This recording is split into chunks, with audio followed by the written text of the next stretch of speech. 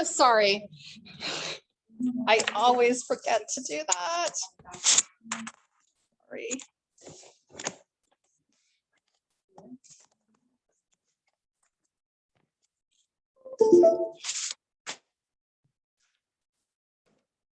All kinds of stuff going on here. Okay, let's see.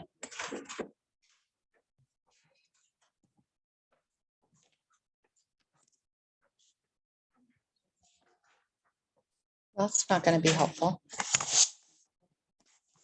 Do that. Yeah, that'll work. I want people to see. Okay. If you guys in Inglewood are able to hear me, can you say hi? Hi, Susie. That's great. Hi. Oh, good. Our volume is working really well. So hold on. It's really loud here. Actually passed the class this time last year, and then COVID took everything down. Oh, okay. So I couldn't go take the test. Yeah, and then when Wonderful. COVID and everything. Oh, boy. Okay. Back up, it was so many a date. So in the meantime, I paid $100 to re-audit the class and just listen in. And then Okay, give me a moment here, guys. Had a bit of technical, had to switch computers.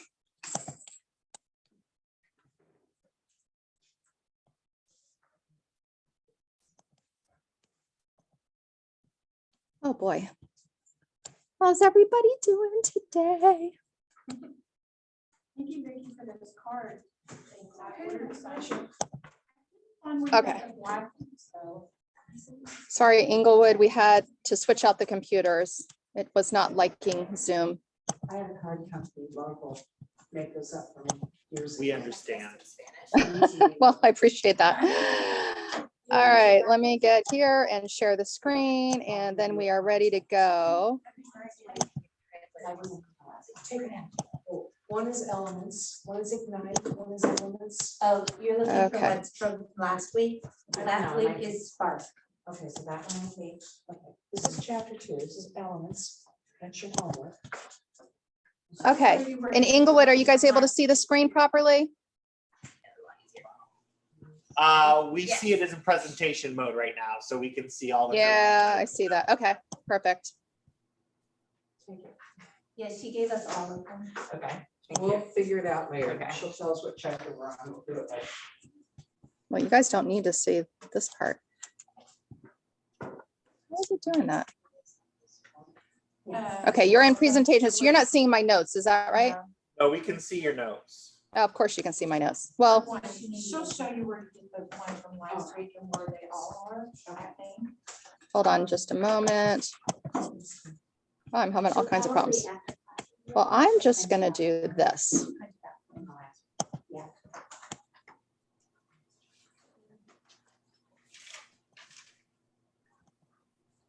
We're doing spark too. There we go. We're gonna go this way, and that's just how we're gonna do it, so we need to start. All right, you guys are able to see Ignite. I'm back. I know you can see it on the side, but that's what we're gonna do. Does that work? Yeah, it's good for us. Okay. Yeah. Okay, perfect. Works for you. So today we are on, and Inglewood, if you guys just at any time, as well as Hilton is on the line, if at any time you can't hear us, just let me know and we'll make the adjustments. Like I said, we're kind of using a different computer and we'll see how it cooperates. So yay, today's lead generating. We have no business if we do not have our lead generating in place.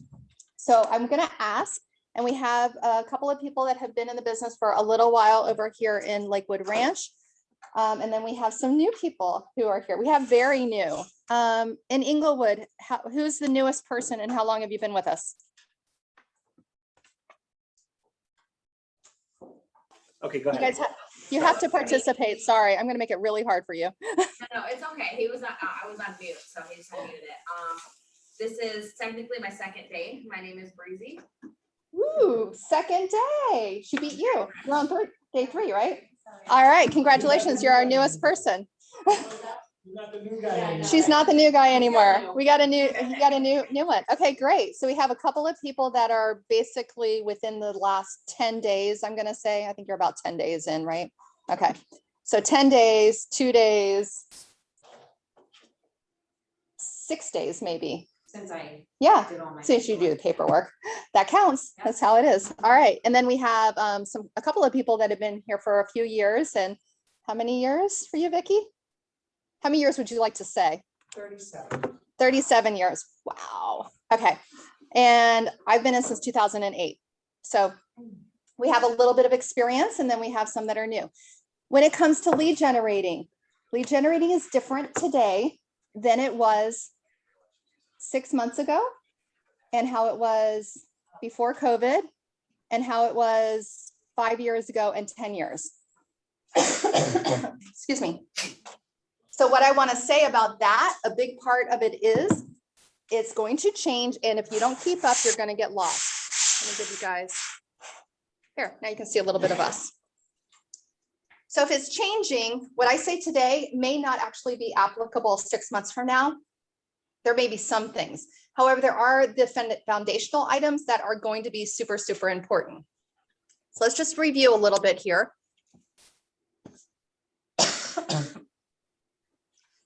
We are growing our business, or we are running our business.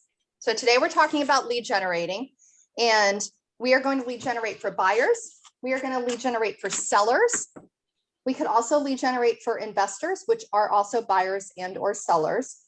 We can also lead generate because we are Keller Williams agents. We could lead generate for other agents because we do have profit share if you wanted to go that route. So when it comes to lead generating in this course, we're going to focus on buyers and sellers. So let me just ask a couple of questions, just kind of like get our juices flowing. It's 9 o'clock, 9:05. What do you guys think are good? This isn't a right or wrong. I just want to know what your perception is, especially when you're newer. What are you thinking that might be a good source of lead generating? And Inglewood, you can talk into, as well as Hilton, if you wanted to chime in. Core group, so we call that sphere in the course. Core group, okay. Asking questions. Asking questions No matter where you to, are, no matter who you're talking to, ask questions. so that's the technique. So where do we do that, or how do we do that? How do we do that? Where do we go When to make that somebody looks happen? at your tag and says, "Oh, are you a realtor?" So is that out in public? Yeah. So be out in public, Be maybe? out in public, and just remember that when you're out, you don't have to specifically be it, but when you are, be prepared and ready for the question. Are you a realtor? So let's say that okay. So let's say we see each other. Where would we possibly see each other? Where would you go? Grocery store. Okay, grocery store. I do talk about the grocery store a lot. I've had a lot of new agents, well, even agents who have been in the business, who are standing in line getting something from Publix for lunch, or their regular grocery. Think about where you go on the regular basis and when can you go there when there are the most amount of people. So I will say, I do not like going to the grocery store on Saturday mornings because I feel like everybody is there. But if I want to meet more people, where could I go? The grocery store on Saturday mornings, right? I am not someone who wants to stand in line. I am I'll do my own. I'll do 100 items well, they probably yell at me, but I would rather do that than have to deal with anything else. I feel like I could probably move faster, but that's my own issues. So if I am at Publix or any grocery store and a Saturday morning, and they might have a few lines, it'll usually take about 5 minutes to get through, right?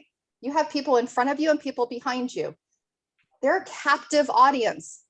They have no choice. Please don't be creepy, don't be weird, but you can talk to people. And if they're at the grocery store, they're more than likely either living in that area or at least visiting. So that's probably 2 people every weekend, or more than that. You could, well, that would be painful to go twice. But you could go on Saturday morning and on Sunday morning and probably have good conversations with 2 total strangers. Anybody going to do that? All right, you'll do it. You already do it, right? It's part of your thing. Yeah, I get groceries delivered because, again, I'd rather do that than go to the grocery store. I had a procedure yesterday, and they asked if 2 students can watch. I said, yes, they can. And the minute they walked in, I said, listen, I'm gonna let you watch, but I'm a real estate agent, so I need your referral. So you're at the doctor's office. I was having a procedure done, yeah. So okay. So having a procedure, Okay, so I'm not recommending create a need to have a procedure done, but that was an opportunity and you had a captive audience with 2 people. Yep. All right, so give me some other ideas. The grocery store may not be as much fun. Where can we go and what can we do that can be fun that we are interacting with people? I already told you my story about tomorrow and the graduation thing. So just looking for opportunities to combine things you love, which for me Always is talking. with a captive audience, that's good. Some of the other things I've been doing are farming letters. I'm actually using it like how long ago has it been since someone sold? Are they within or bought? Are they within that range of it's time to sell and move? This is a good time. So reaching out to like. What would that time frame be? Are you guys able on here to hear me? I went To back hear us? I went back to the people that bought and sold, or that bought in 2015. Okay, so they bought in 2015, and how are you reaching out to them? Well, I'm sending them an initial letter saying, just initial farm. Yeah. A different farming letter than what we were discussing, but just sending out an initial letter and then following up with a card or a phone call. Okay, good. So letters, an activity. So if you guys didn't hear, Pamela they're doing a first responders type of, not a first responders, a Certified CPR emergency class. response training. response training, thank you, with 30 people. So she's sponsoring it. So she's making sure that they have something during their break to snack on. So that's going to be 40 people that she's going to have a captive audience. Okay, any other ideas? Off of hers, just volunteering. If you, Volunteering. I volunteered for races where you're handing out water but you wind up with such a huge group that you get to know. through Very doing good. that. Or And it's like-minded. It's something that you yeah, enjoy. And if you enjoy it, don't do something you don't enjoy because people will not see the best part of you. and then they're That's not gonna exactly watch it. right. Yeah, you want to But, be where you shine. Yeah, and I joined a workout club yesterday. A bunch of women and I stayed after and talked to them all and There you go. talked to them and yeah. All right. Anybody on the other side of the camera have some ideas on how we can lead generate? Your hairstylist. Your hairstylist. Okay, yeah. Leave me out. I know, I was kind of starting. I was like, do I make a joke? Do I not make a joke? You can't insult me, you can't offend me. That's why we love you.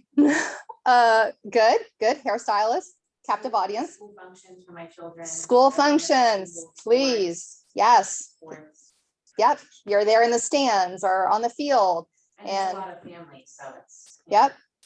Now, when you're at that, could you wear either a tag or a t-shirt? I'm wearing a t-shirt, by the way. Yeah, I definitely would start doing that probably. I need listings. I sold them all. So something, right? I did this on purpose for this. It's also a t-shirt I have. Okay, so functions, anybody in Inglewood or Hilton want to add to some of the things? We're going to go over a lot of things, but I'm looking for, here's what somebody did. She's doing, Pamela's doing that tomorrow, 40 people, captive audience. Social media, Social media, sure. put it out there. Okay, That's how she found her. Yeah, that's what worked for me, so. that's right. You've been with us for 2 weeks and showing house, 2 weeks and showing houses last night. Really. Anybody else? I share my I'm networking quite a bit with the kids' sports activities, tennis, golf, hockey.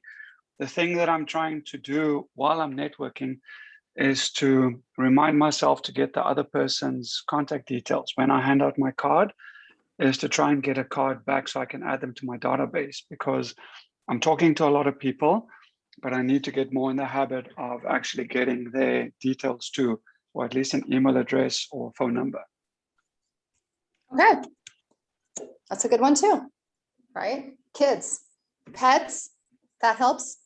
Did you say anything? Yeah, I share my trade journals. Trade journals. I don't know if you guys heard that.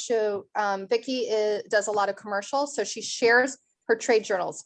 Tell everybody what that means. Doctor's offices, waiting rooms, my attorney's waiting room.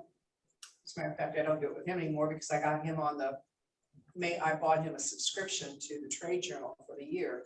And he Oh, always puts them out in the lobby, okay. but he has a bunch of my cards, so he staples one of my cards to that journal as a thank you back to me for Oh, paying for his journal for the year.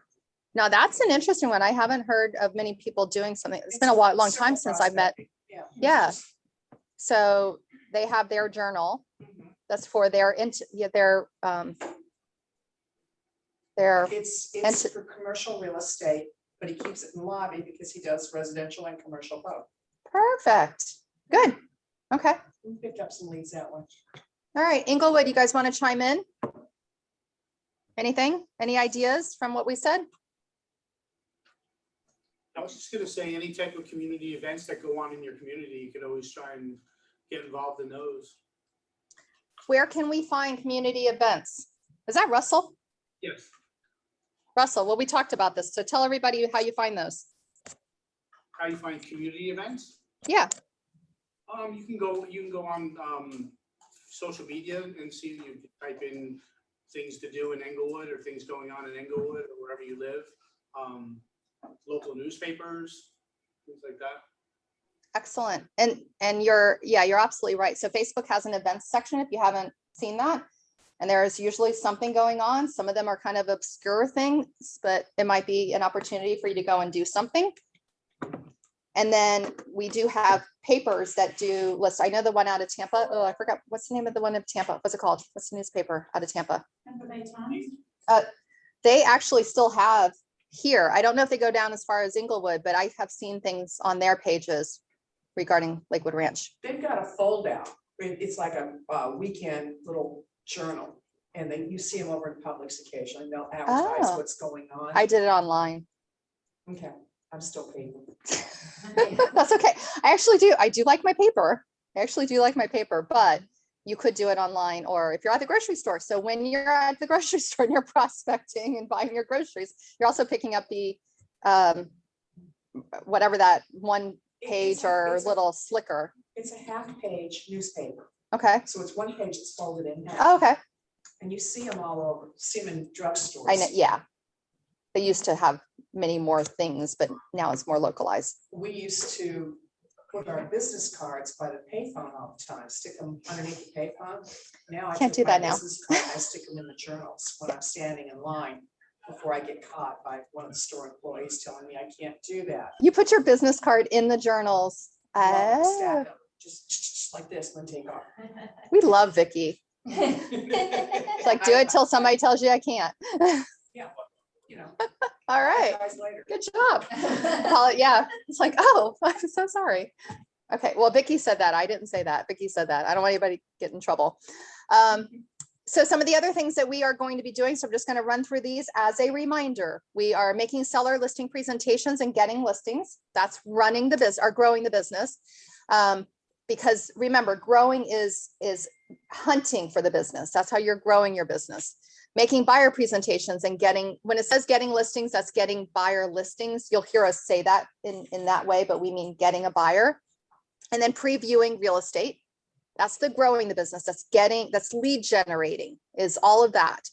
Running the businesses, marketing seller listings. They do not have to be your seller listings. They can be somebody else's if you have permission. Showing buyers houses. Yay. Maddie was showing houses last night as a new agent. Negotiating contracts. Hopefully she'll be doing that later on today. Transaction management, making sure you have your paperwork in order. If you are not a person who likes doing that, there are transaction coordinators that you can pay for it. Just make sure you take care of your client. If you're bad at paperwork, please do not suffer through it at the and have your clients have issues because you're not good at it.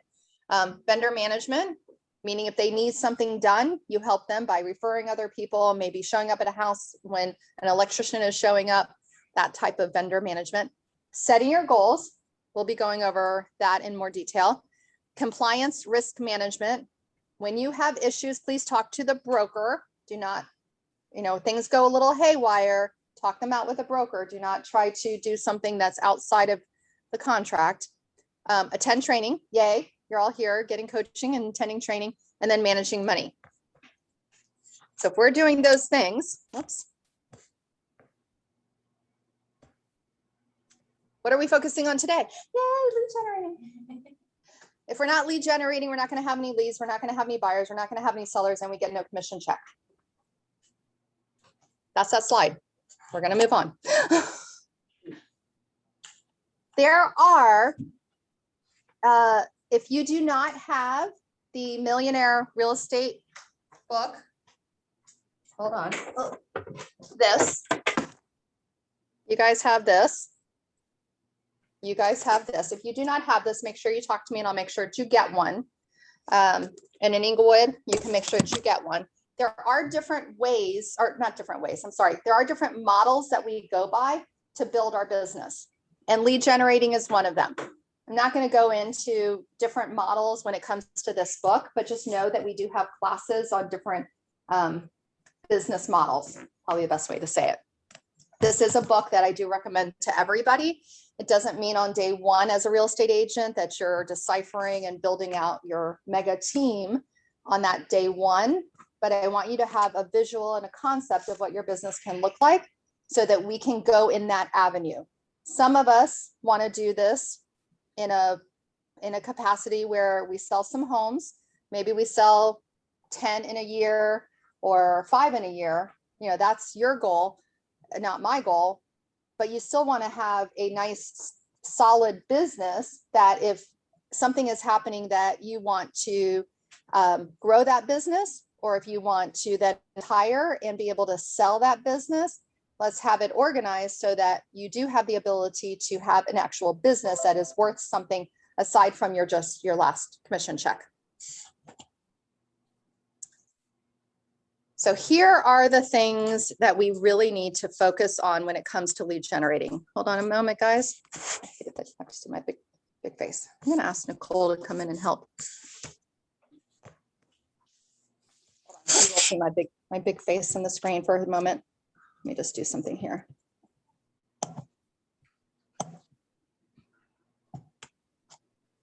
And here we go. Let me ask Nicole to help. Just a moment, guys. What chapter are we on? It's the prospecting. It's number 1. You have the paper that I just sent you.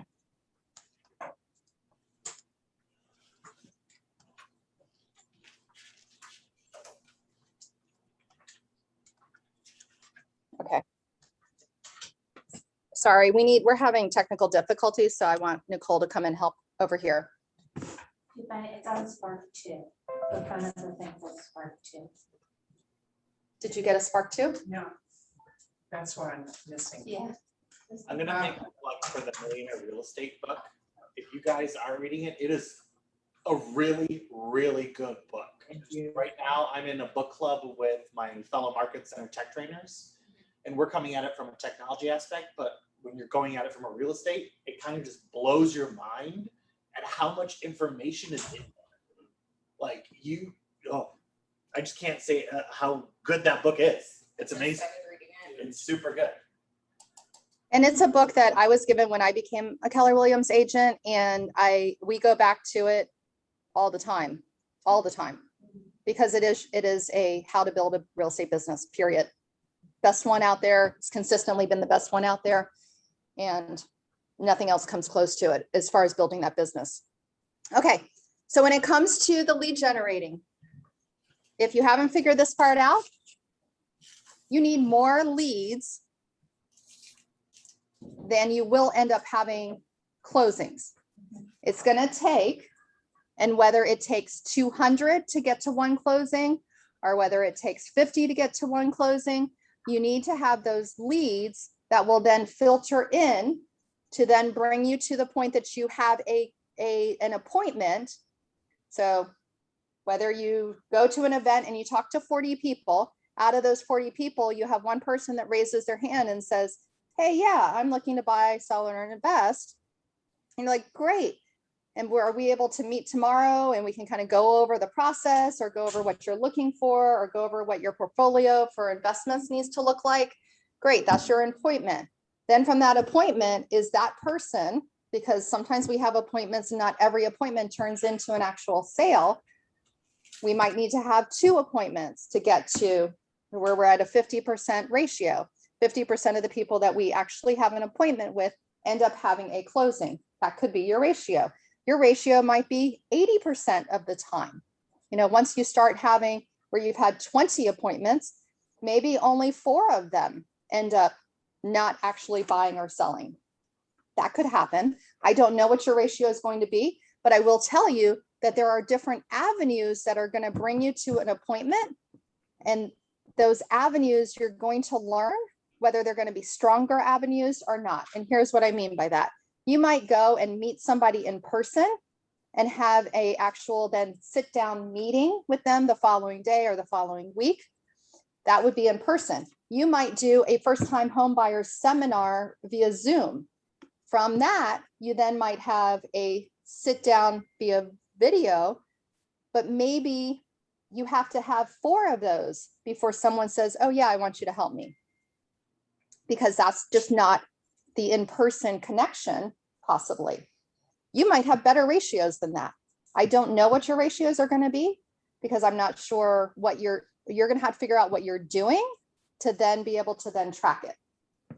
So if we go to a very traditional way of lead generating, doing open houses, that can actually be a better ratio of those appointments. You have a bunch of people come into the open house, and then somebody says, yeah, I'm looking to buy a house. You then sit with them after the open house for 30 minutes, and then you show them houses that evening. You write a contract that night. That might be a better source of lead generating for you. Because what I just described does happen. It may not happen at every open house. That would be nice, but not exactly. But you will have something like what I just described happen.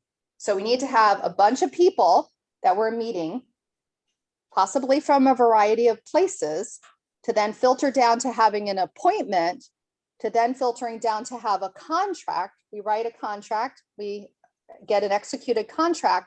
And then even from that, if you have a big enough business, once in a while, a contract could fall apart. And it can fall apart for a variety of reasons. There's no judgment on that.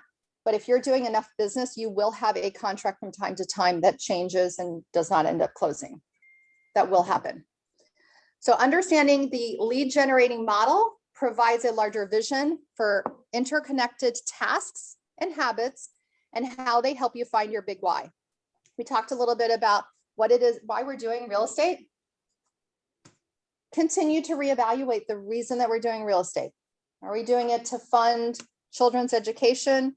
Are we doing it to fund additional, a second property, your retirement, just extra money, or even a need? I need to be working, so I need to bring in a certain number of dollars to pay my bills. But it needs to be a little bit bigger so that we can really be attached to it.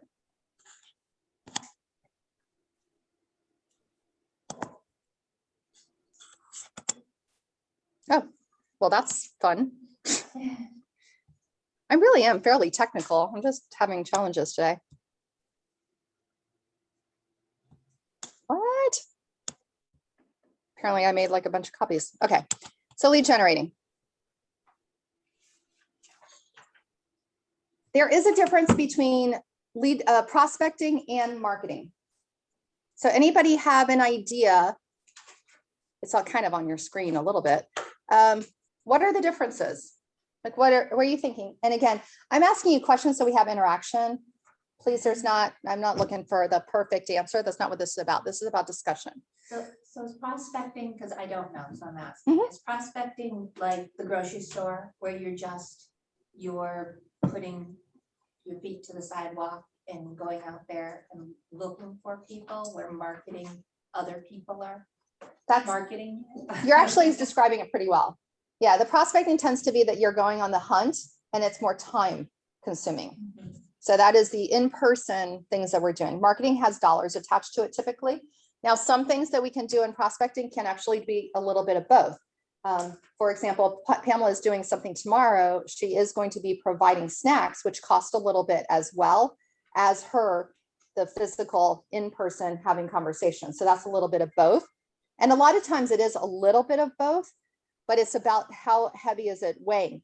If you think of prospecting could be physically on the phone. We all have a phone for the most part, and nowadays you don't, you pay one fee and you can make as many phone calls as you want. So that can be prospecting that in essence doesn't cost very much aside from that phone bill that you're already paying. That's a lot of time to get to that meeting, and of course then to a commission. And yet marketing might be the postcards. Now, if you're doing them, if you're physically printing them out and putting the addresses on, then that's going to add your personal time. But most of the time you're having somebody do that. So you're just spending the dollars. So those are going to be your main differences. The other part is if you look at the chunks that are on the screen, we have them, it's money intensive. So marketing is money intensive. It's passive. It's very easy to send out a postcard and have the receiver throw it in the garbage can. We walk through the doors, and this is what we do as well. And I'm someone who would send out postcards in addition, but I just know most of the time it's just going to go right in the garbage.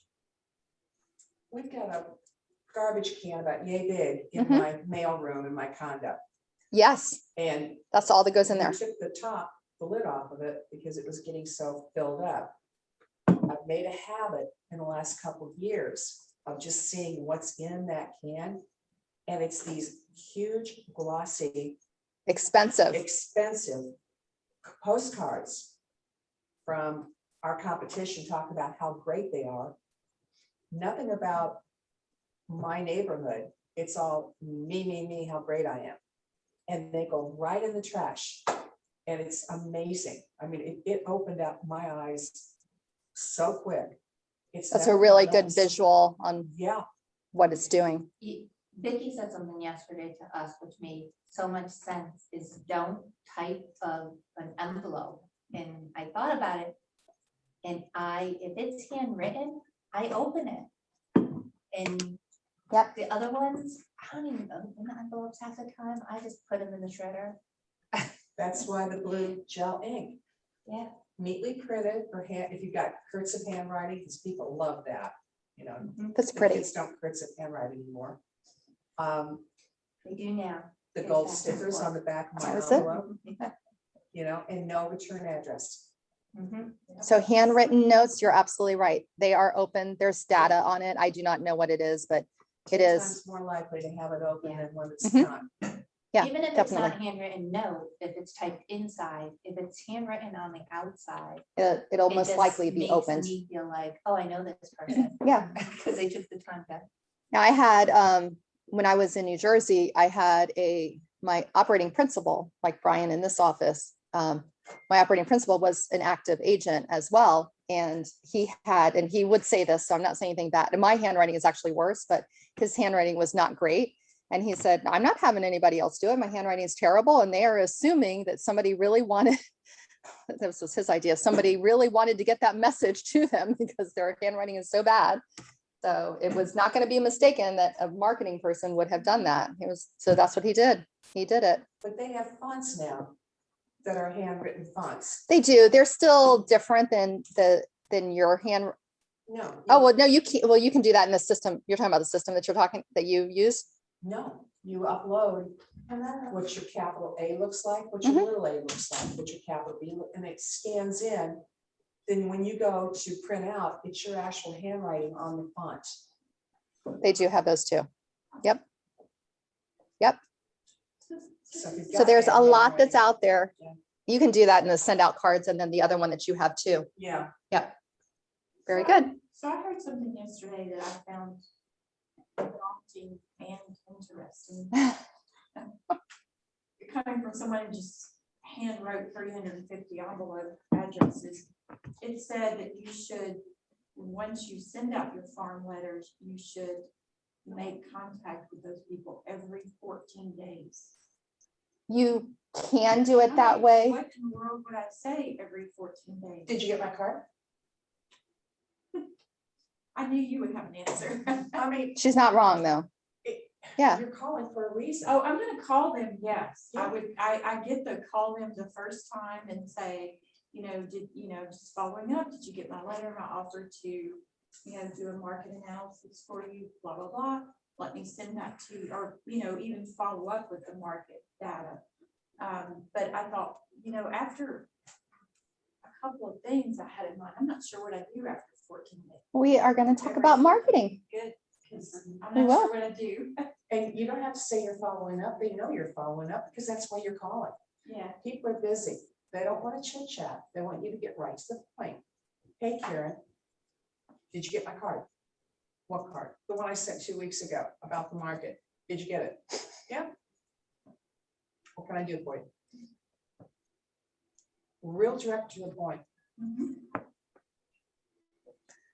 All right, so to just finish up what the differences are, we kind of took a little bit of a detour as far as that passive part. So do recognize the fact that if you were to talk to 100 people and then you were to mail something out to 100 people, that's going to be a different ratio of how many people you actually have that then think of you when it comes to real estate. The same thing when it comes to online things, the number is pretty big for you to actually have somebody, you do something, you do an ad on Facebook, the likelihood of somebody contacting you and sending you a note and then turning into an appointment is going to, you need more. So we have our numbers are, when it comes to like social media ads, are about 4% once you've been doing it for about a year. So that's not just that you captured them. You did an ad and they filled out some information and then you have an email or phone number. You have to continue marketing to them for an entire year for it to turn into something. And our numbers are about 4%. Yeah. Letters tend to be about 2% to 4%. Depends on the letters and how purposeful they are. Interactions are much lower. They tend to be closer to about 20. So that's somebody that you have an actual conversation about real estate that a year later, those 20 people might turn into an actual appointment. But you have to be following up with all of them regularly, whether it's twice a month, 3 times a month. They need to be seeing your name, hearing your name, talking to you on the regular basis. You might send out the best thing ever by mail, and they might think, oh my gosh, this person is amazing. And then they're at a party and they meet somebody that, oh, they were so nice. And they end up listing with them. No matter what you've done. And that will happen. That hurts our heart because we're like, I've been working on this person for 6 months. Totally You know what happens. you were telling me the other day? Yeah, it happens. And it happens to all of us. It's just a matter of what's going to work for each person. It is not going to work for me, for you just to call me. Well, I teach this, so it's a little bit different, but I want the direct, but I'll tell you, my aunt, they sold last summer. And the fact that the agent, because they started the week before COVID, they listed their house and then everything went wild. And so they took a break for a couple of months. The fact that that person did not call her like 2 or 3 times a week during that 6 weeks that they were not on the market, she was not happy with her. And I consistently hear about how unhappy she was with them. They ended up selling, but that agent was not good enough for her because she didn't talk to her like 3 or 4 times a week, to say nothing. I mean, what would she have said? So How are you doing during COVID? she did it like once a week, but my aunt wanted daily phone calls. She's very social. So you're going to have to figure out what's going to work for those people. Be genuine of who you are. So that's the passive, right? Long-term results. I talked about looking at 12 months later. That's what it can turn into. It might work faster, but I'm setting your expectations on what the data is showing us. When we get to the prospecting part, time sensitive, proactive, immediate results. Open houses can be your immediate results. They can. Kind of hard to get an open house at the moment. However, I've talked to a couple of people about how to do an open house right now. Anybody want to chime in? I'll call you out, by the way, if you're in Inglewood. So we talked yesterday. How can you do an open house nowadays? Or something like an open house? He left the room. Somebody's talking. You know, be your own listing or somebody else's listings? Doesn't matter. You can do like a three You sixty. can do a virtual, oh, I'm sorry. Like what's the proper term for it? It's like a 360 tour. Virtual. So, yeah, virtual tour. There you go. Virtual open house. Yeah, my brother Or- makes those. They're really cool. He uses a drone. You go up there and film them. That's Yeah. a big way a lot of people check out a house. Okay, so video basically, right? That's what we're saying. So anyone who is not doing open houses and and I'm going to say it because I'm kind of to the point, complaining that there is not an open house to be done. Okay. When it comes to in person, it might be a little bit of a struggle because houses are selling really quickly. However, you can do an online open house. You can do an online tour. This one's going to probably be gone tonight, but look at how cool it is. The great pool, the great kitchen, the fixer upper. This one, can you imagine? I'm a little scared to walk on the floor because, it's a disaster with being professional and polite. However, there's something to be said about every house that's out there. And if you miss this one, I'll find you another one. So that's the. Correct. You best have one to have, there needs to be a call to action. Please do not do a video that does not have a call to action. So can you repeat? A call to action would be? If you miss this one, we'll find you another one. I'll find you. Yep. This one will be gone by tonight. But if you want to know about the next one that's coming on the market, please call me. Okay. So. Whoops. And you could even have those open houses 24 hours a day with video if you record it and then create a landing page and have a Facebook ad targeted to that landing page. People can go there at any time. Is that Blake? Yes, it is. Hi, Blake. Thank you. Yes, do that. Those of you that are here in Lakewood Ranch, that would be your Samantha. Samantha is our Blake. Blake is our Samantha. So please, you can do that. And it does work. I have done it, so I know that it works, as well as Blake does it with other agents and has helped them build those out. Samantha has done it and it works. We have people in this office that have done it. If you guys, no, maybe not. You guys might have heard. We have an agent in the office that has an assistant that does it, and they target the Northeast, especially like New York and New Jersey, and they are making phone calls every day from leads that they get. And people put in bad information. They do. However, you have enough bad information, you get to somebody that's good information. It can work. Okay. So when it comes to your database, let's say it's 2 months from now and all of you, are you on the right page? Oh, everybody's flipping pages. Are you on the right page? We're just not following. Yeah, your screens look different than our. Oh, okay. So Well, I know because you're looking, figure it out. that's material to follow up with. This is your presentation. It's kind of, because this is a presentation, so it's going to be a little bit different. I was just like, why is everybody flipping pages? You don't have to follow necessarily. It's almost like that. We're gonna take notes on what that says. We'll write notes on those pages. Yeah. And we don't It, have do- them. it doesn't exactly follow like that, but there is database information. Yeah, it's got the red lines. Yeah. What Um, page is that? On page 7. So if you're in the Spark section of number 2 on page 7, there is, Yeah, there's something there. I have a page seven. You don't have a page 7? It's in this, so your presentation is flipping back and forth between the 3 handouts. correct.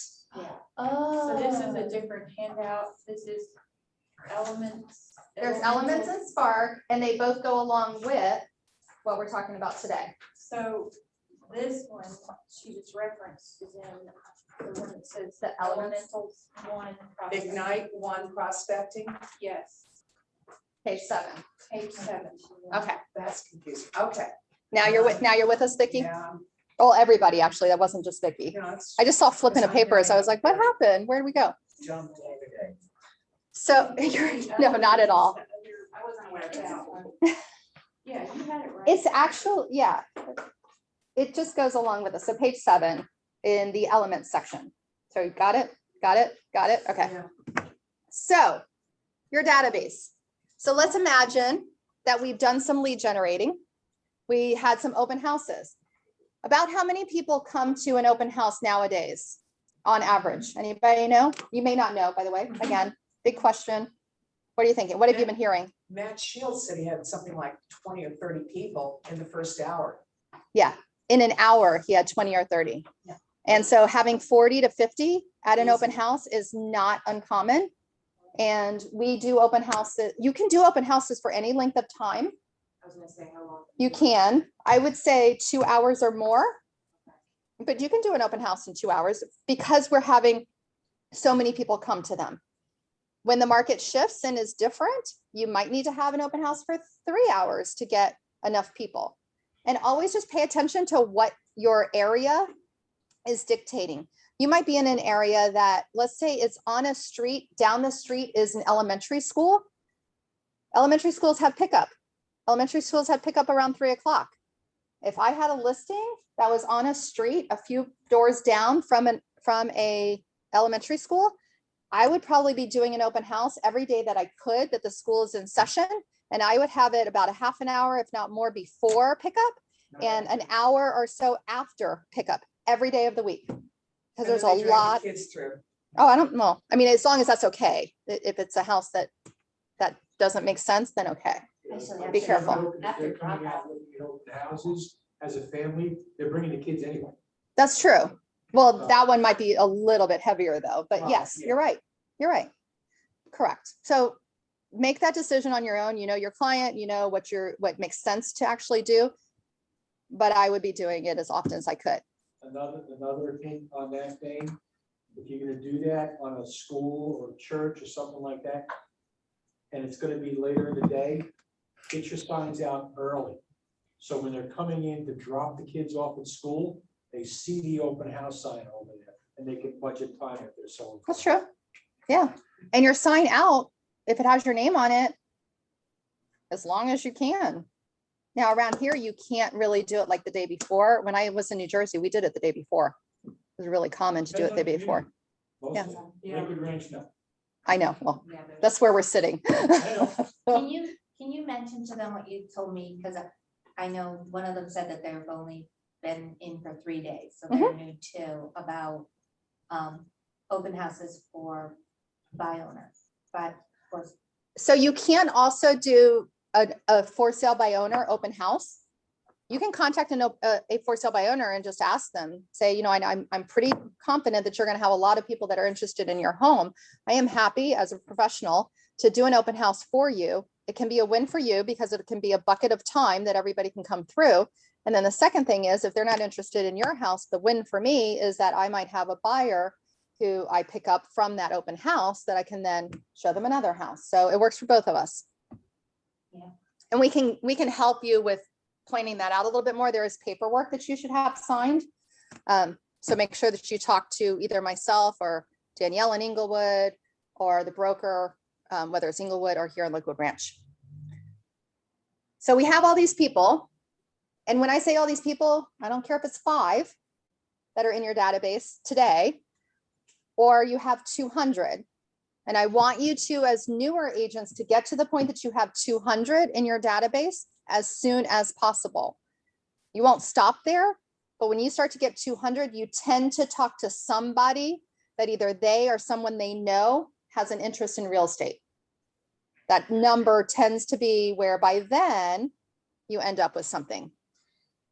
It needs to be stored somewhere. We always recommend Command right now because it has everything and it comes with you being a Keller Williams agent to use Command, and it's free. Well, it comes with being part of Keller.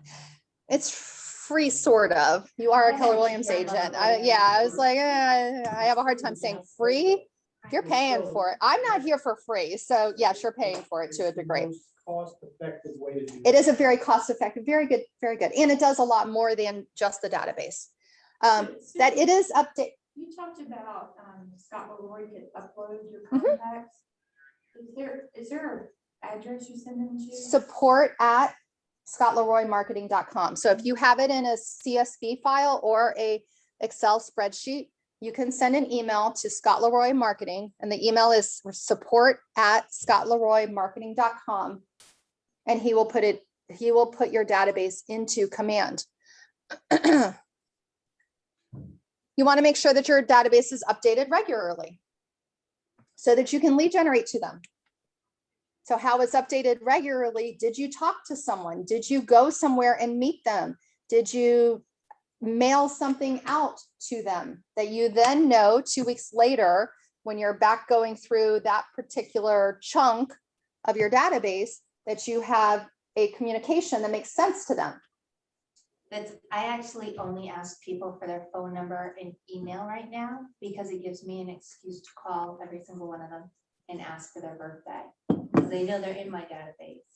So then I'm gonna go back and add their address and their You can do birthday, that. but it gives me a reason. Another phone, Another phone call. that's not whatever Yeah. works. Yeah, ideally for a successful database, you do want the things that you just said, the phone number and an email.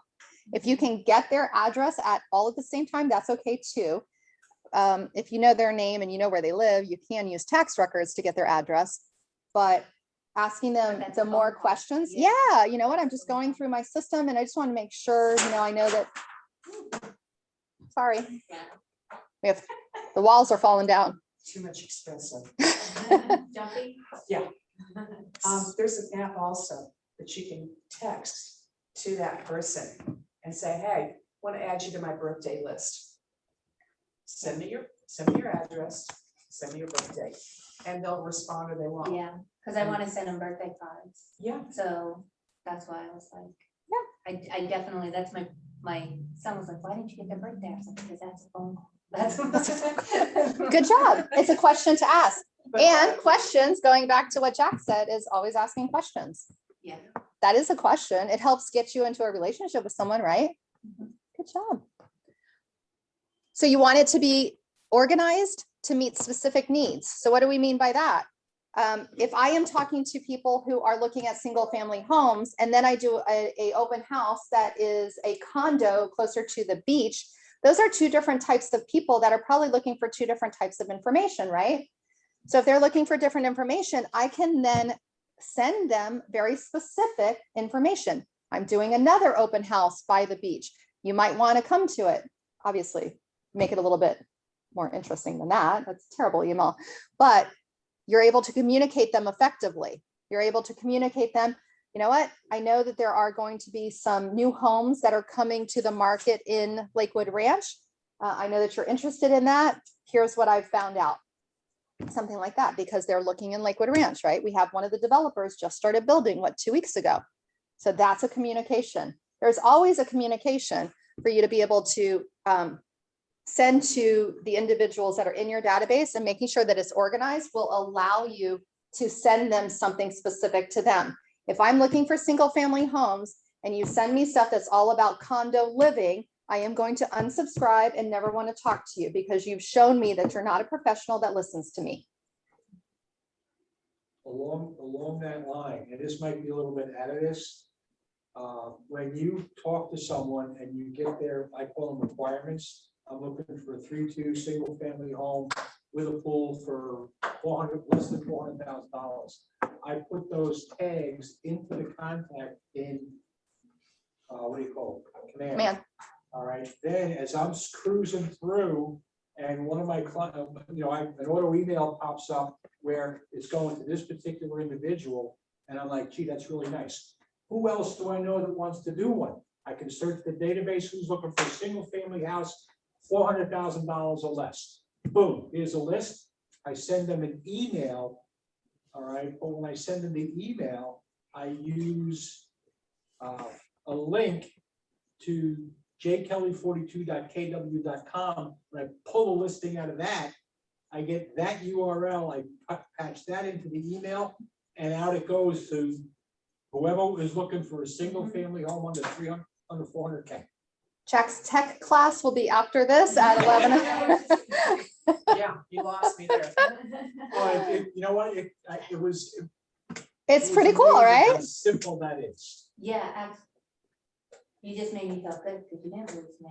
Wow, good job, Corey. All right. And in Inglewood, if you want to know what Jack just said, just ask Blake. So Blake will show you that. Show you how to do that. That is what a CRM or a contact management system will allow you to do. It allows you to do that. Send a listing, to send a few listings, to send a search, to send them a neighborhood market update. it allows you to do all of that. And so he's just using our system at a high level because that's what it is. You will pay if you wanted to have a contact management system that does those types of things that he just talked about. It's like $50 a month just for that. And it doesn't even do some of the other stuff that we have. So that's how you're communicating at a high level with your people. And you're letting them know, I was listening to you. Well, in essence, you listened to them and then you made good notes and tagged them properly. Is really what you did.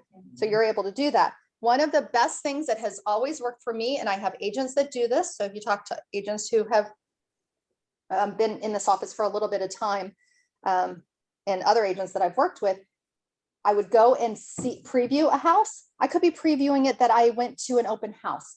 I could have been previewing it that it's a vacant house and I went to go and see it because I know that there's a couple of people that are looking in the area.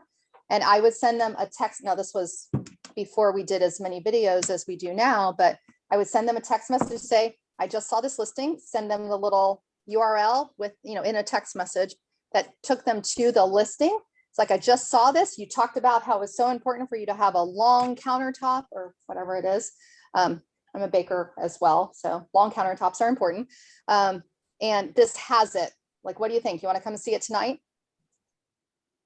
And they were like, I would be in it because I would make sure that I went to that appointment. For nowadays, it feeds your social media because you can do videos or pictures as long as you're allowed to do that. Don't do anything you're not supposed to do. You can do that. You're feeding them. You know what? I was thinking of you because I saw this. Well, you were thinking of them because you are taking care of your clients and you're giving them a consistent communication that you need to be doing. That's how we do our job. Those are those extra pieces. They take some time, but that's how you can build clients that refer you. 2 and 3 clients throughout the year because you were out there doing the work instead of just sending them listings and being very passive about it and never doing the actual work. I made a phone call. I talked to somebody who's looking at selling their house. Let me tell you about the house. We might be able to go and see it on Saturday. You won't know about it because it's not on the MLS. Those types of things are how you feed your database. And you make them feel very important, very Oh, yeah. special. You're working because for them. nobody else- It's very secret. Yeah. Nobody else knows about it. Yeah, that's Even true. Before it's gone. Yeah, I call it VIP people. Yeah.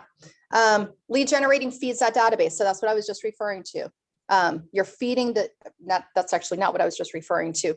You have the database that you are able to, you can lead generate them into your database. And that explanation that I just gave you, I made phone calls or I did a social media advertising that actually allowed me to talk to sellers that are not ready to sell yet. So if I'm at an open house and I were to have people that walk through the doors, I'm lead generating, I'm adding them to my database because I have said, I'm sure that you probably know a bunch of real estate agents, but one of the things that I'm going to be doing tomorrow is I'm going to be knocking on doors in this community, or I'm going to do a social media advertising campaign for every person who's looking in this neighborhood. Would you like to be part of that? If you're looking for a house, what would you say to me if I said that? Because no one else that they saw on the 5 other houses that they went to that day said something like that. Because they're not gonna knock on doors. I can tell you, if out of this room, there's probably other people that are not in this room. Let me say that.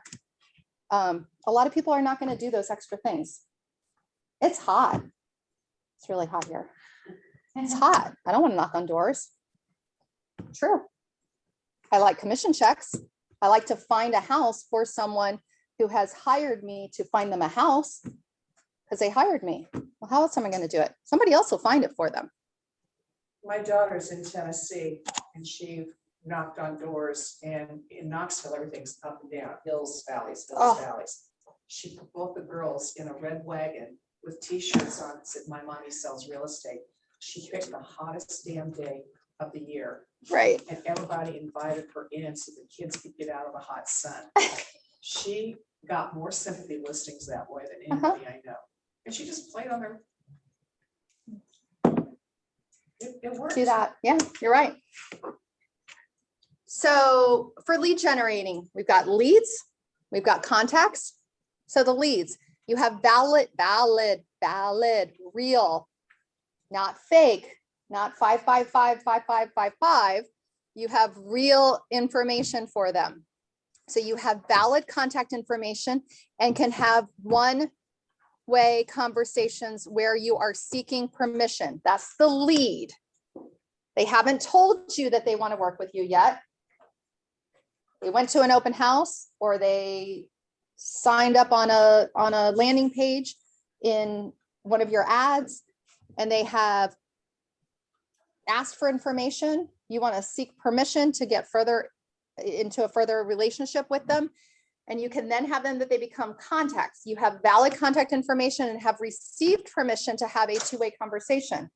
So if they've gone on a landing page, let's say you did something online and they've given you information, they've asked for information, that's great. They have told you that they want the information, so you can make that phone call. You can't, even if they're on the do not call list, they have told you that it is okay to call. If you want to then further, so let's say you gave them that information and that's all that they wanted and they do not want to work, they haven't said anything about working with you, then they're just there. You want to warm them up to where they are actually going to work with you.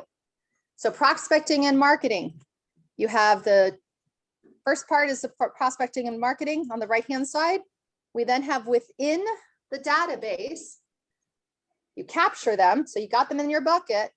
Now you've got leads and you've got the contacts. And how do you turn them into contacts? So you're going from prospecting, 100 people you've interacted with, from open houses, variety of things.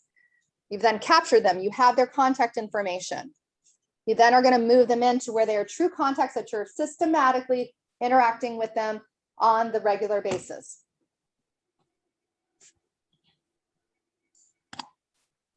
Okay.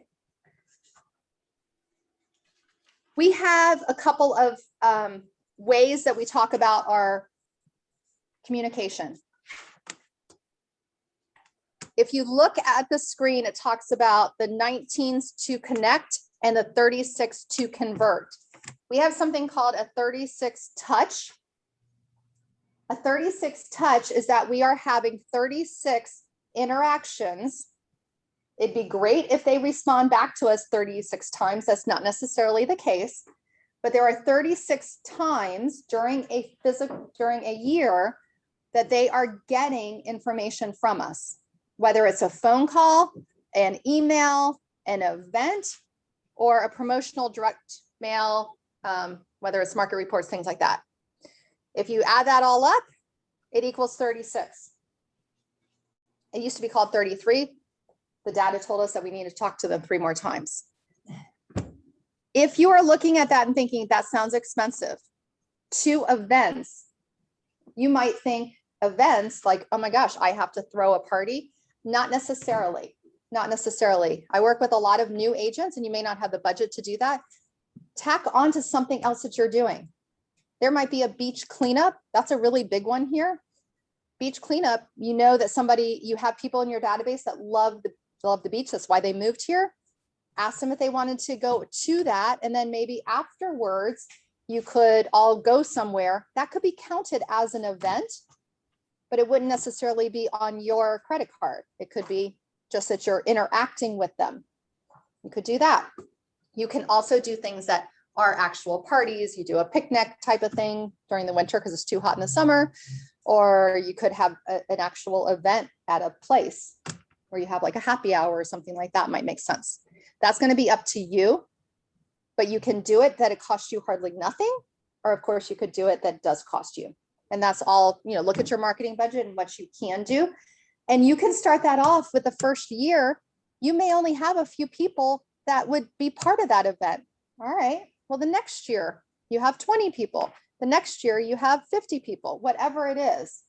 It doesn't have to be huge for you to have the same effect of your of making sure that you're touching your clients, not in a weird way. Well, we have on top where it's talking about how do they turn into that contact. And it does have that. It's 19 of them to turn into a contact. 4 touches, quarterly phone calls, 12 touches, monthly email and newsletter. We have all this in command that's built for you.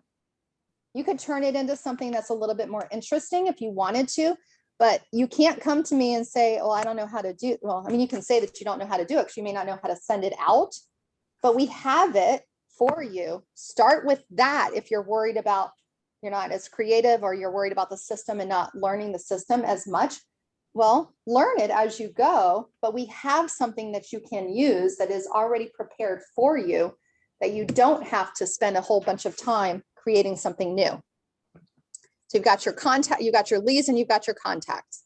And make sure that you really do pay attention to how many of those turn into actual contacts, that you're having full-on conversations. And it's not going to be all of them.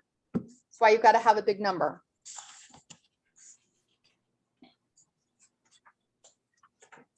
So in our system, and Samantha does classes here. I know Blake does a lot of things in Inglewood. We do have our system. So let me show you a little bit about our system, just to make sure that you guys know what's the going next on. command class?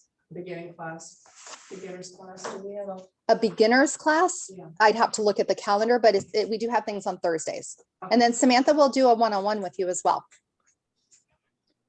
So let me just show you guys something. Give me a moment to get there. If you have a specific question, that I came to the command class and she focused on a specific question. So if you just sit in there, it's a little confusing, but if you have a specific question, she cleared it up for people. Yeah, it's more of a question and answer session. Yeah. It's not Not a a teacher. not a And which teaching. one of those? I wouldn't go to one. No. Because I just. Okay. Command for dummies. Command. That's what I want. She does have a basic, she has a tech orientation. That's what you probably should go You to. know, if some of us wanted to get together. You know and what? I was just- gonna say, I'm gonna ask her for a one-on-one. You can come to my one-on-one. Be a two-on-one? Maybe she would get 3 or 4 of us Yeah. in the class and. We feed just off sit each- there and we Okay, the only suggestion I do would make, everything. have the topic of conversation before going in. In other words, all right, I want to talk about how do I send emails? I want to talk about how How can I to set send it up. I've been there 14 years and I'm not using command. Okay, so I need to start. Don't listen to Vicky, what she just No, said. I'm serious. La, la, la, No, all I'm no. saying- all I'm saying is if you're gonna go in a group, make sure you're all gonna talk about Right. the same topic. Right, Yeah, okay. Yeah. Okay? that makes sense. That would be Otherwise, very you're off effective. In 75 different tangents. Which I feel like we probably will anyway, because it's Yeah, just. we're but just starting. honestly. Well, that's what we're in charge of, like bringing it back in, which Yeah. we're going to bring back in right now, by the way. So So Cindy's we're gonna looking carry now on. out Some basic command things, and I think there was some little videos, it was, no offense, not well done, most Yeah, of this them, is but, support for but command they are at steps. least, if you, once you get past all the little chatter and stuff, it did show you how to do some basic things in command. And then because I think those, there's, what is it called, copy and something? copy and command. Yeah, we're actually leaning on now. I'm changing over to where Scott Leroy has some. Yeah. But we're gonna, the That's- sidebar conversation, we're gonna stop this part at the moment because we do need to move along, but good idea, talk to Sam. So we'll leave it at that part. But I am gonna show you what we do with this.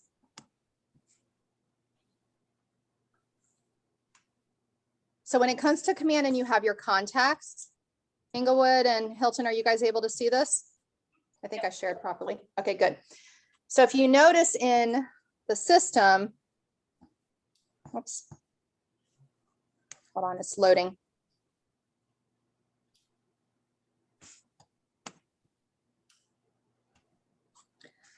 So this is just some examples that I have here. Remember, I am in leadership, so I've got a very wacky system that's in here. But if you notice, there are tags that are in here. So if you look at this, you're seeing that there are some imports. That's the Scott Leroy. That's how he did it for, but I labeled it that way, but that actually makes sense to me.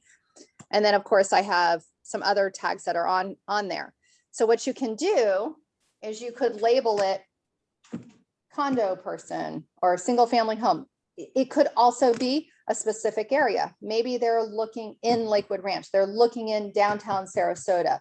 It could also be that they're looking for a home that is multi-generational. You could put something like that in there. You're gonna find as you meet people that there's going to be a tag that would make sense to you. Use that tag. They're your personal tags. They do have some that are in the system, but you have the ability to make them specific to you as well. And so if I were to use, so just imagine that I have here, this import one. So whatever it is, the import for me is these are new agents. So I don't think any of you guys are actually on here. So I think I'm okay. But what happens is I can then say, okay, I want to communicate with agents that are a year in the business or something and invite them to a class that we're having or something that we're doing. I can do that. If I wanted to communicate with people that I have from when I was a real estate agent in New Jersey, I'm able to pull up that information to try to sell them a condo in Siesta Key, right? That's what I wanted to do because that might appeal to them. The idea behind the tags is that you actually can pull up a segment of your contacts and communicate with them effectively in a group. Does that all make sense? But that's what it can look like. So if I were to pull up, this person isn't much of a, I think they're a fake lead that I created in a class once. I have in here, I can put them on a smart plan. If you don't know what these things are, that's okay. But I can put them on a smart plan is a systematic campaign to where they're getting an email or a text message on the regular basis. So I can add that in there. I have them listed as a person or a entity that I need to communicate with because they are looking for condos or looking for single family homes. I can also add them to a neighborhood. And so let's say I wanted them to be in, whoops. I don't know, let's say Echo Lake, like let's say that was their neighborhood. I then have information in here that I can then utilize for some of the smart plans for them to get a campaign email that lets them know what's happening in the market in that particular area. And a lot of our individual communities are actually in here. It's not perfect in the sense that there might be a subdivision within a subdivision. It's map oriented and data driven on how they pulled that data. So it has to do with tax records, things like that. So those mini subdivisions are not all in here. Did you have something to add, Blake? Nextdoor.com is where they derive a lot of their Oh, there you go. And it's really based on basically people coming together saying, oh yeah, we live in the same area, so let's call it a neighborhood. But you will see those like neighborhoods layered upon each other. Sometimes you'll have to be a little picky on which areas you're clicking in for that. Correct. And it has these thank you. I forgot that it was next door. So you see how it's got these other areas that are in that general area. So you might want to, okay, they're looking at that, but Eagle Trace is a very complementary community. So I'd put that one in there too, possibly. Actually, I don't necessarily think that that's true, but if that's what would make sense, then I could put both of those communities in there. So when it comes to filling this stuff out, think of how am I communicating to them? What's important about what's important in the contact information that will then allow me to pull up. You know, a year from now, you might have 35 people that are looking at a particular area that you want to, the month of January, I'm going to focus on this community and make sure that I reach out to them and send them out marketing material and all that type of thing. Yes. I don't know if this is off subject, but so in our contacts, should we put when we meet realtors from others, say I'm from Connecticut, so I'm looking to meet a realtor from Connecticut so that I can Refer. Yeah.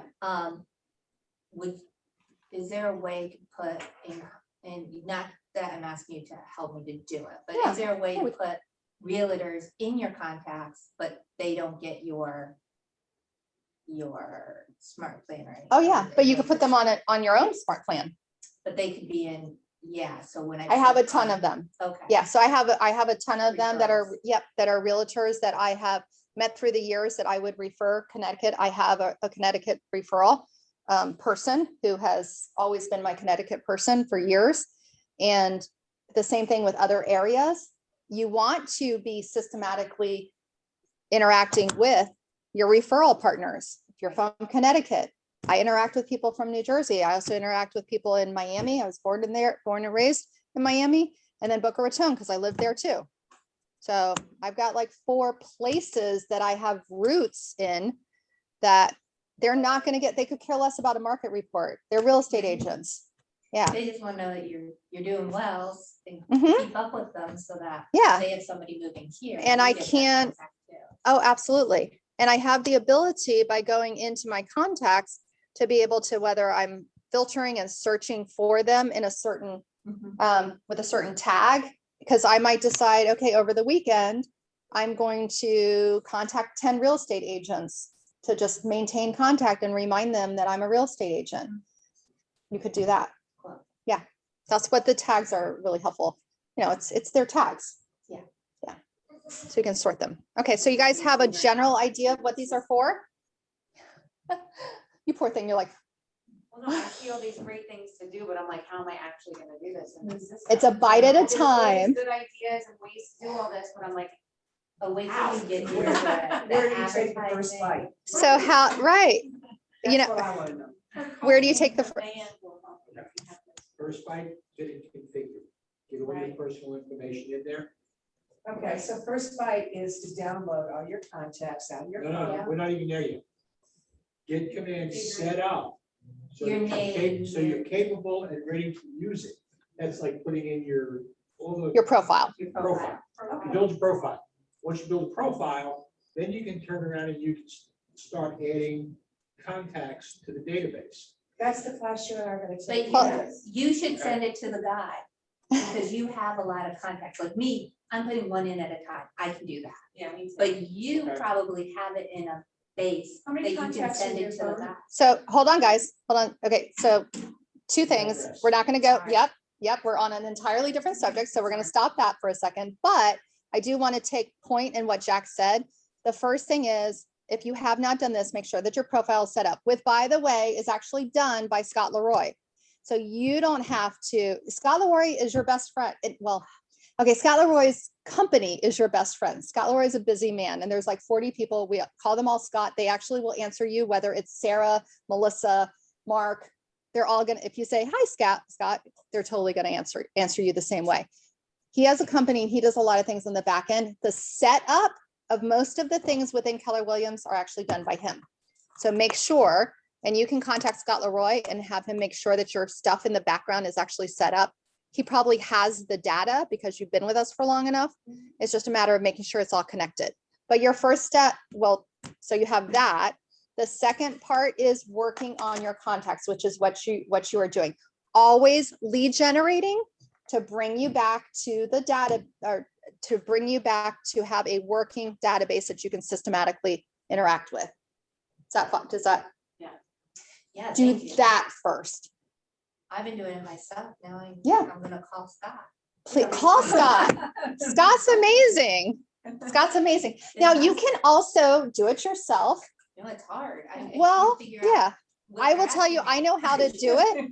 And I'd rather not spend the extra 15 minutes in doing it and send an email to Scott Leroy. We pay them, again, you know, Fantastic. it's I don't part wanna of get what off we do. subject, but When you told me to do this, Scott Leroy, does that have something to do? It with does, what we were just talking about. Okay. Yep. Okay, how are we doing now? Okay, so we're gonna move forward. So we've got the contacts. I talked a little bit about the custom tags.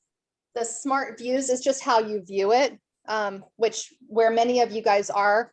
I'm not gonna take that and turn it into a lesson at the moment, but I do want to talk about the interactions and just kind of pull everything together, because we were talking about how are we interacting with them. Jack is going to start teaching some classes because he is really working command, which I am so excited about. And I'm so thankful. The last 3 months have been Doing a lot of command stuff. amazing in what I've learned about that tool.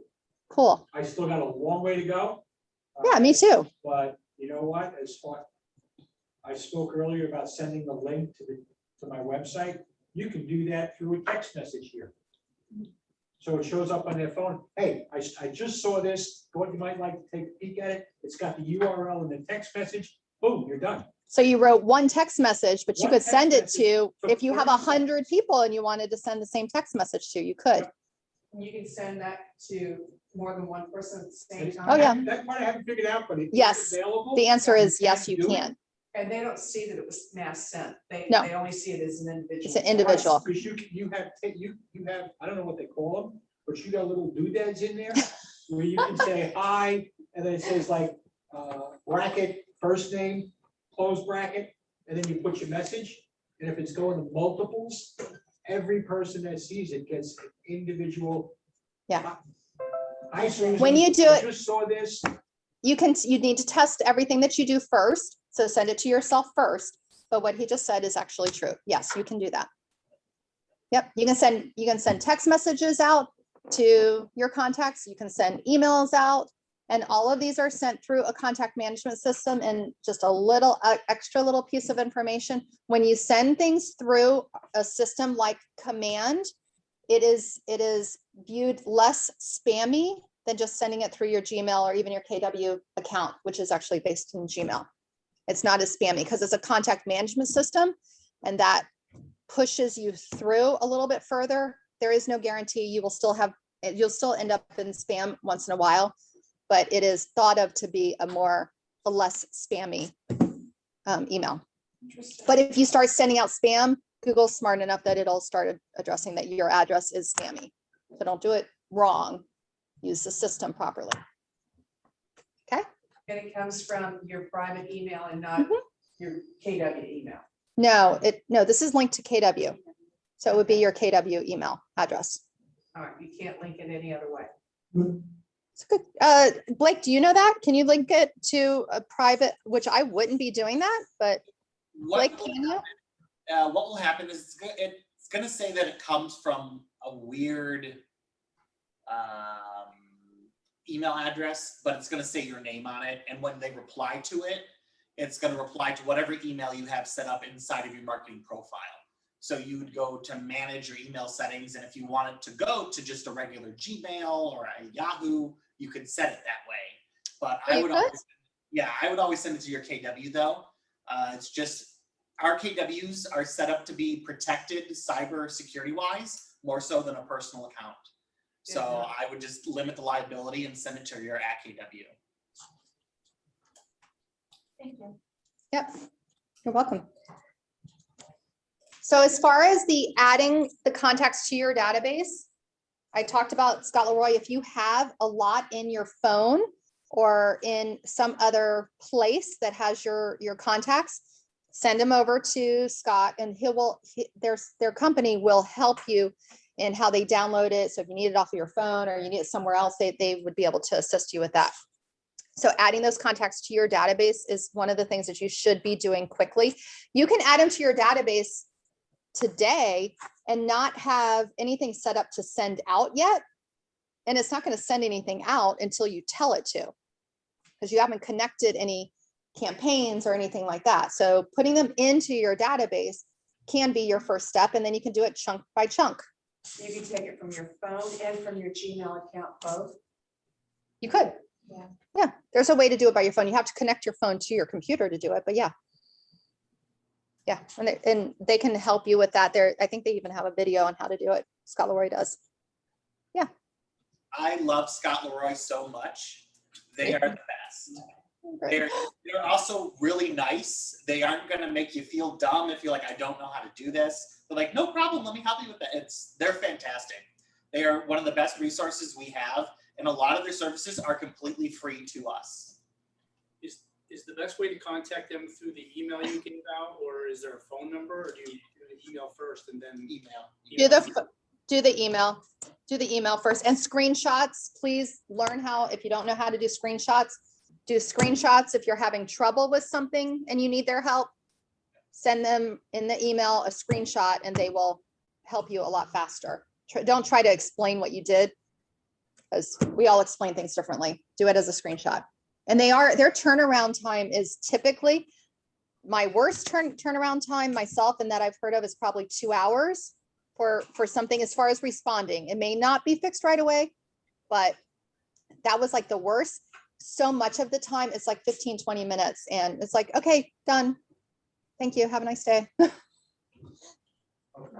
So I don't want to spend my time doing that if I'm having trouble, even though I may know how to do it. I don't want to spend the time troubleshooting it. I'd rather them help me with that because it's just a better use of your time. Do it, move forward. You will figure things out as time goes on, but don't allow yourself to get stuck on something with the system.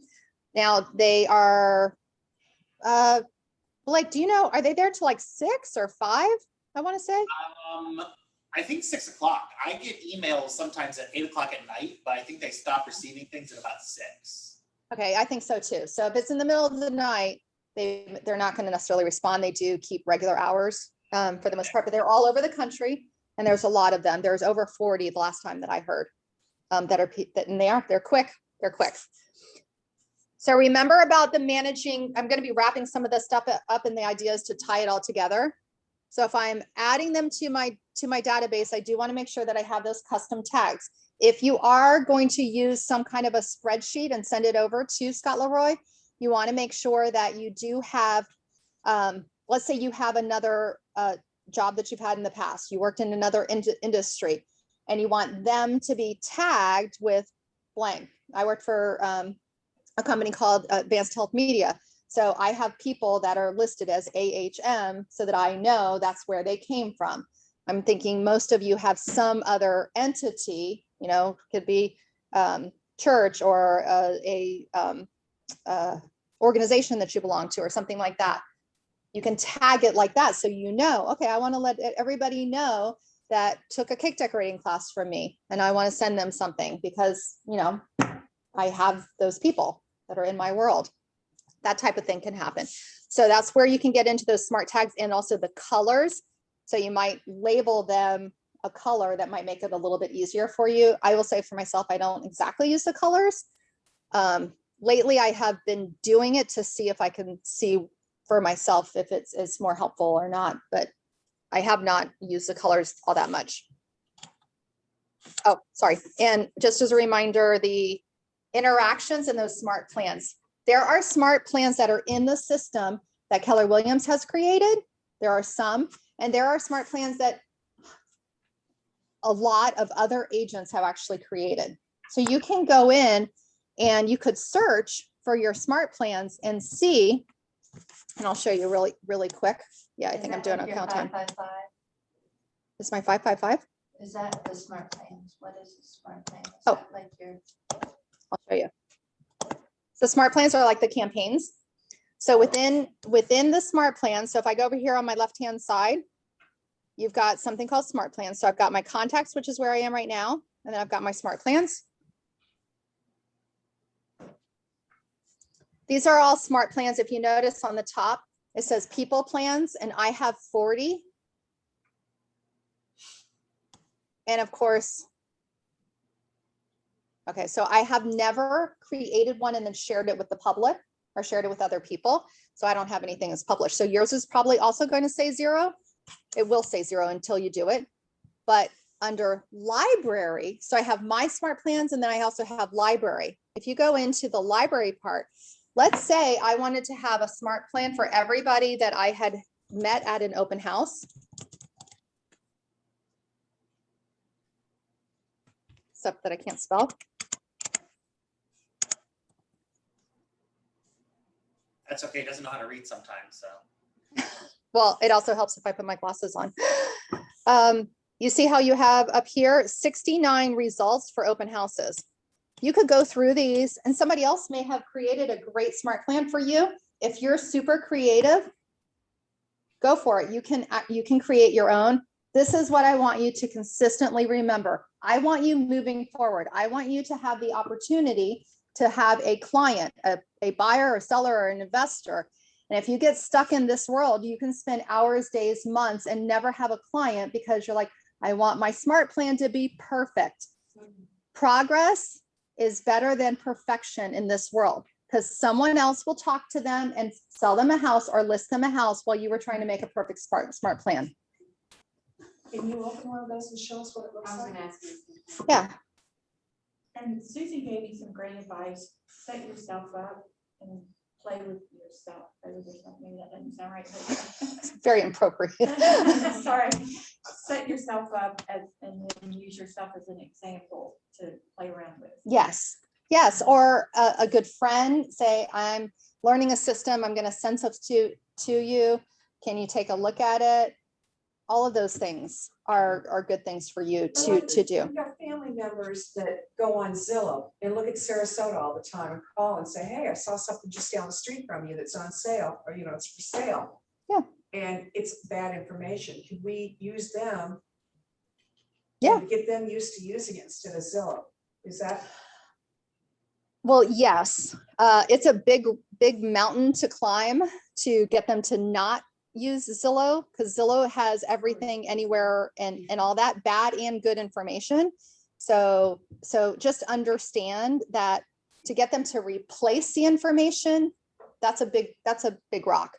To get them to rely on you as being, I'm only going to send you good information. The information that I'm going to send you is only from the MLS. I'm not bringing all the other stuff around. Yes, I agree with that. So I'm more. I'm just setting Zillow. I'm just setting your Another self up for tactic that expectations. I use is when they go to one of those sites, educate them. Say, listen, if you see something on Zillow, don't ask to contact the realtor, share it with them.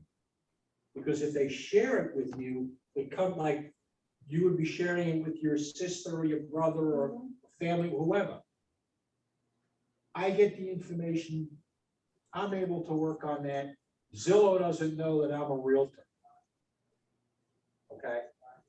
Actually, if they Zillow put- does if you use your email address that's associated with. Well, maybe it does. Yeah, But if that's in you the click, system that does. Connect with the realtor, they're not gonna connect with me. They're gonna connect with whoever paid the most that day. Yeah.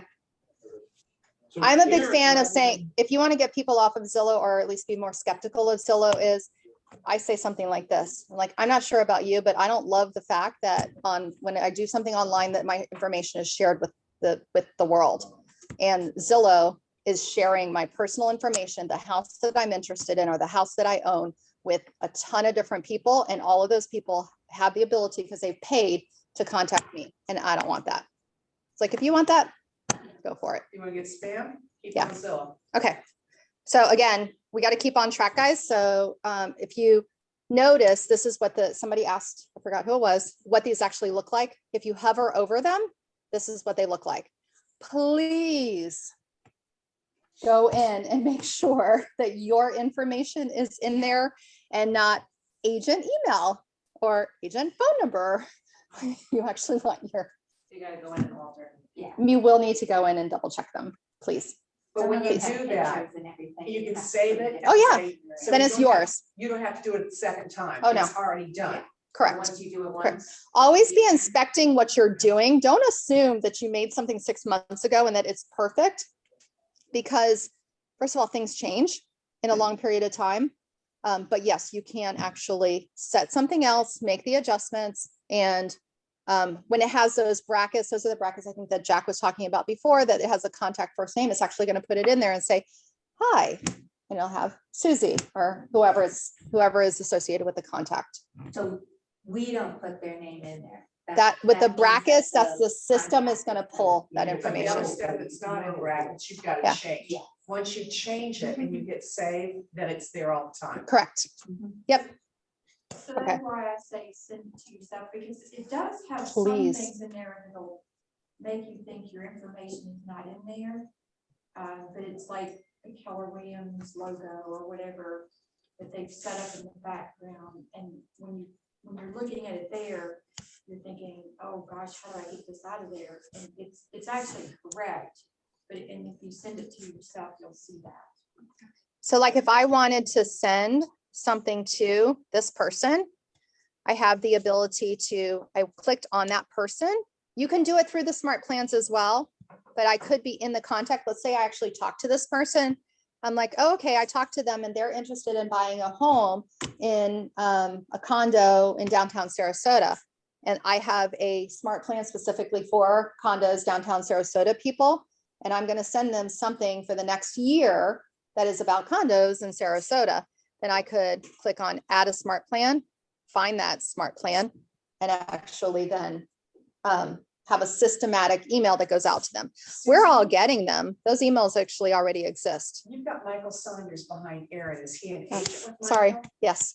Okay, so. he's I not- remember I have a different job than you guys I do. understand, Yeah. but we could add a different Okay. tag to it. Yeah. That's what I meant before. Okay. Yeah, so it could be like somebody looking at condos. I could have, I would, Those are the tax if somebody told me that they were looking for a beach condo, or well, let's say it's like a downtown Sarasota condo, not necessarily a beach, I would have probably like SRQ Downtown, whatever. condo. Yeah, Mhm. I always put the lead source in, that's good too. Susan, one question I have, Sure. Can you hold on 1 second? I just want to make sure. So I'm going to go off of this part, and I just want to make sure that we stay on task because we do have 25 more minutes to go over some other things. But yes, you can answer that question. I'm just going off the screen. Are we good with this at the moment? Yeah, and when you brought that up and you had a bunch of, whatever, what are you calling them? Tags. The tags, no, the 555 and the Smart plans. smart plans. When we open it up, it doesn't have anything. We Correct. to You drag have those smart to- plans over. We have to drag drag You them have over. to Right, adjust, you have to in the make them your own. to move it We have from the to pick library. them. You have to pick them. We have to pick them. Yeah, which is a good thing because if you just added things and Yeah. never went back in and checked them, Yeah. that would be a different problem. Okay, yes, Pamela, while I'm My getting out of the question screen. is Text message and emails, you can send them. But what if you wanted to send individual letters to addresses? You can do that, actually. There is a mailing feature. Now letters is different. They do postcards, Yeah. and through even here. postcards. but letters, you would have to download the contacts and turn them into labels and do it that way. Or if you're writing it, then you're really just, you can pull your list and then check it off as you write, but that's more manual. Yeah. But labels, you could turn it into labels, but that would not be through the system. You would download the contacts and then create labels, which is just done through like Microsoft So- Word. So my forming 300, go ahead, I'll do that. For Yeah. my 350 that I just sent, I think my next step is probably gonna be a follow-up postcard. Yeah. I could do in there once. Oh, I yeah. get them all. And the postcard, and just to put a little bit of a bow on the whole postcard things. Yes, postcards go into the garbage. If you have the financial or the marketing budget to be sending out something, you're going to send something out every 4 to 6 weeks. Do not go further than that. The data doesn't show that it works if it's further than that. Just realize that you're doing that in combination with the other things, just so that they see your name. Yes, it might go directly into the garbage. You just have to know that, but you're doing that and you have listings in that neighborhood and you're doing something online to target them, which you can target that particular group of people. And those are my marketing Mondays. So a little advertisement, please come to my marketing Mondays, because that's where I go over those types of things. And so they're seeing you online, they're seeing signs in the yard from time to time, or listings that you have. You're also being seen by going to the event that you're doing. So they see you over and over again. You then become the person who they say things like, I see you everywhere. And you're like, I haven't had a listing yet. I live in Harmony and I get the same ones all the time. Yeah. The same real estate agent that's lives in that whole area. Yeah, we need to kick that person out. We don't want them. But We I want do that you. all the time. Yeah, So- but people are seeing that and I always look- I thinking, look at it because I'm interested, but and there are people that see a name and then think of that name as, oh, there she is again, she or he is again, but it is that name recognition. You just have to know that going into it. You may never get somebody that responds to the postcard, but you're doing all of those things that then become, you're the person that they see all the time. And so you're this busy agent, whether you've sold anything or not. Yes, yes. Yeah, when you're sending out postcards, rather than sending out a postcard, you almost do the same thing with a letter. Is the Oh, yeah. postcard just less expensive? Is that why people do postcards? No, actually, the letter is probably, if you print the letter yourself and are stuffing the envelope, it is actually a little bit less typically. Okay, and using colored envelopes get opened up 3 times. You know, it's interesting. I've tested a little bit of that. So I sent out to my neighborhood because I had a listing that sold. And from that, I had like 4 people that were wanting, which everybody does. When you have a listing, you get like a lot of clients. And so I had like 4 people that were looking for the same type of house. Well, that house sold in a day. And so I had all these poor people. So I actually sent out a letter, just seeing it. I put it into a red envelope, which to be honest, I didn't like the color of the envelope or anything like that, but I was like, it's going to show up very differently than a white envelope. So I did that. And I do have somebody who, as long as I maintain the contact, I believe that he will probably be a seller in probably a year. Yeah, but it's not today. And so that was a letter I sent out to 150 people. How do you know somebody's like gonna be a seller in a year? Like, why I have would to you- make, because he told me that he wants to sell, but he's not ready today. There is also a program out there, it's a logistic program that identifies the people that are most likely in your neighborhood to be selling within the next 6 months, a year, 18 months. Mhm. But it's an expensive program. And I'm just like, I buy one, I don't wanna sell, I don't wanna, so that's my mindset, so I'm looking at. There's different What's people. the average turnover in your neighborhood? It's a new neighborhood, I'm brand new. Oh, It's hard to find a. but but 3 years from now, there will be, yeah, there will be usually people. 3 to 5 years is the average. Yeah, turnover. 3 to 5 years in a lot of our neighborhoods. Okay, so we're gonna keep moving. So sugar. We have, I was brought up in a very religious household. I try. That and fudgesicle sticks, my favorite words. Gravy, I'm like, what? I know. Oh, that's a good one. I do use that one from time to time. Biscuits and gravy. Biscuits and gravy when she's wanting to say it for family. Yeah, I've used that one as well. Southern girl, I appreciate that. Yeah, absolutely. Stay away from me. Right, Jack? Biscuits and I'm gravy. making no comments. We're carrying on. So what is it we're doing? Again, I'm putting bows on some of these things. Get a lot of people. We are having open houses that have, let's say, 30 people is a pretty good, 20 and 30 people is happening a lot, right? For open houses that we have. When the market is different than it is right now, which is most of the time, because this is a very different market, it's not uncommon for you to have between 5 and 10. It's great when you have more, and that will happen. But you can almost count on the regular basis in a year having an average of 5 to 10.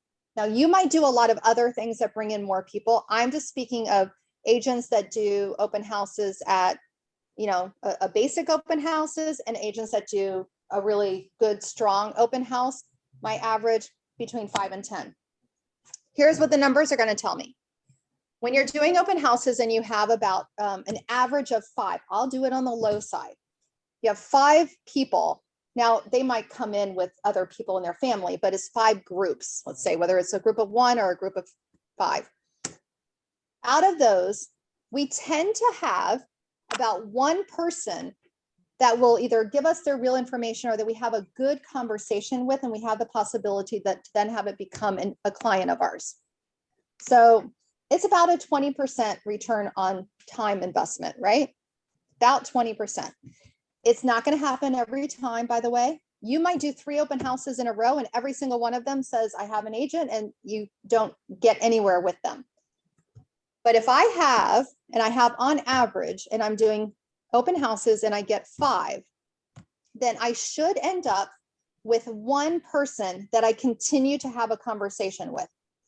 Out of those people that I continue to have the conversation with, I can drill down and get to about 20% of those I end up working with. That's about what the numbers are. And I've been checking it. I checked it during COVID. Well, when we started doing open houses again. So for a couple of months, we didn't really do them. And then we started again. And then lately, that number is still holding true. But again, we're having 30 people come to an open house. So if my number is 20% of the people that I meet turn into someone that I continue to have a conversation with, and then 20% of those end up being someone that I write contracts with or possibly list their house. If I'm doing an open house every weekend, which in normal times, and I think it's going to be a little bit, but I've already seen it in the last couple of weeks that we have listings that we're able to have those open houses. A lot of the time it's because they're just holding all offers until Sunday night, but I'll take what I can get. Then you could start to look at having 2 and 3 clients that you're working with on the regular basis. That's what the numbers are going to tell you. You have to understand, though, it might not be that first month that somebody says, hey, I want to work with you. It could be the second month. And then all of a sudden, instead of just 2 from that time, you might end up with 3. So you might have a month that, hey, I haven't had anybody, but then you might have the next month that you end up with a few. But if I look back at a 12-month period of time, that can really be what your numbers can be. So open houses can be a wonderful way to do it. And I already talked to you and let you know that you can do this online as well and put a little bit of marketing money behind it. And the number is going to be a little bit smaller though. It's probably going to be closer to about 5% of the people that you have a little bit of a conversation with turn into those other numbers. But if you use the 20% and then 20% again, you can kind of dictate what your business can look like as time goes on. Keep in mind, the first time you do an open house, you might not have great conversations with people because you're newer. They have questions and maybe you weren't able to connect with them quite as well because you're still learning the business. But once you get going and you've done 3 or 4, you're probably going to have some pretty good, solid conversations with people because they're going to ask the same questions. Once you've talked to like 50 or 60 people, it becomes the same conversations happen over and over again. That's just the norm. Do you agree? Yeah, and if I don't know the answer, Yes. I will have it for you by the end of the day. Give me your telephone number, let me contact you, let me get the answer. I'll text it to you or I'll phone it to you. What do you prefer? And by doing that, now you've got their contact because they've asked the question they want to know. If they've given you a false lead, they're not sincere anyway, so kiss off and go to the next. I'm serious. If somebody's giving you a false lead. Oh yeah. Now, also what can happen, so sometimes we get incorrect information or that they're hesitant about wanting to connect with us. I want to encourage you, especially when you're at open houses or you're at an event or something and you're talking and the person says, I have an agent, or they're standoffish about it. How often do we walk? Well, nobody goes to the mall anymore, but when you used to go into a store, how often would you go into the store? They come and say, oh, can I help you with anything? Is there anything that I can help you with? Whatever. And what do you say? No, I'm just looking. Are you really looking, or are you there to buy a pair of shoes for the wedding that you have to go to? We don't want to be annoyed. So it's a natural thing. I totally do exactly the same thing. So assume that they're going to tell you that that's what they're doing, or that they have an agent, or that they don't want to work with you. And okay, fine. I'm still going to show up and be on stage as an agent who could help them, because it will happen if you do this long enough that the person 5 minutes into the conversation said, yeah, I gave you my bad email address. This is the one that is actually my real one. Now they may not say it like that, but it's kind of, we do. I have my email address that I will probably never, ever go to. And then I have my real one that. It's not even on my phone. Yeah. Exactly. We're to get to the next level of whatever we need, we're going to put in false information. A lot of people are going to do that. But if you show up, you might have the ability of that agent that they think that they would use down the street that they see once in a while walking the dog. And then you show up as someone who is diligent. And it's like, this is what I do for my clients. I'm knocking on doors. I'm doing campaigns to ensure that I find the next house that's coming on the market. Even if they don't, even if it's 2 months from now, I want to talk to every seller because you've told me that you want to buy a house here. So I'm going to work for you. Is that something that would be helpful? It's like, well, yeah, I'm sure the lady down the street that's 180 years old. No, I shouldn't say that. I'll have to cut that part out. The other person would probably not be knocking on doors or whatever it is don't say that you're going to knock on doors, by the way, if you're not going to knock on doors, but whatever it is that you're going to do, tell them what you can do. This is how I'm different. This is what I do with my clients. And it can happen that they're like, yeah, you know what, could you help me? I was like, well, I thought you mentioned that you had an agent or your sister was, it's like, yeah, no. They might say that, or they say, well, yeah, they live somewhere else. Who knows? I don't have judgment on that because I do the same thing. When I want to buy shoes, I tell them I'm looking until I'm ready to try something on. We all do it. So we just move on. So if you were to be lead generating over the weekend, it's Friday, right? We already have Pamela's plan. I'm going to ask Inglewood, What are your plans this weekend to lead generate?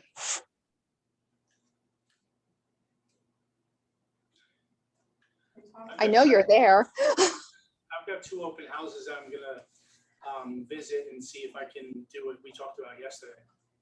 That's awesome. What are you gonna do? Tell me your plan a little more. Okay.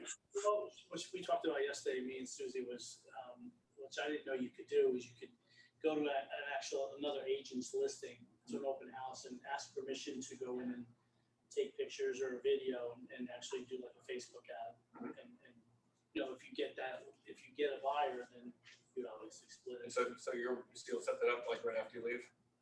You in there, take pictures, see what it's like, do a little Yeah, write-up? I'm kind of on the fence about how to do it, but I'll get there. That's good. 'Cause I was As somebody that has a listing that's active or that's going active, sometimes we know about it ahead of time and say, hey, can I go tomorrow before the open house? Or, you said something about a listing going live this afternoon. And, is it okay if I go to it at 2:00 and do a video? Say yes or no and just keep going. If they say no, fine, keep moving. People will say no once in a while because they want to rule their own marketing. Okay, so ask the next person. Or a for sale by owner. I'd like to market your property.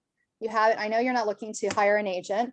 It's like, would you like more people to possibly buy your home? And then of course, also ask them if you brought the buyer, would they pay you? You want that to be in place, but it gives you another avenue. Okay, so videos. Susie, quick question. Sorry, is it too loud?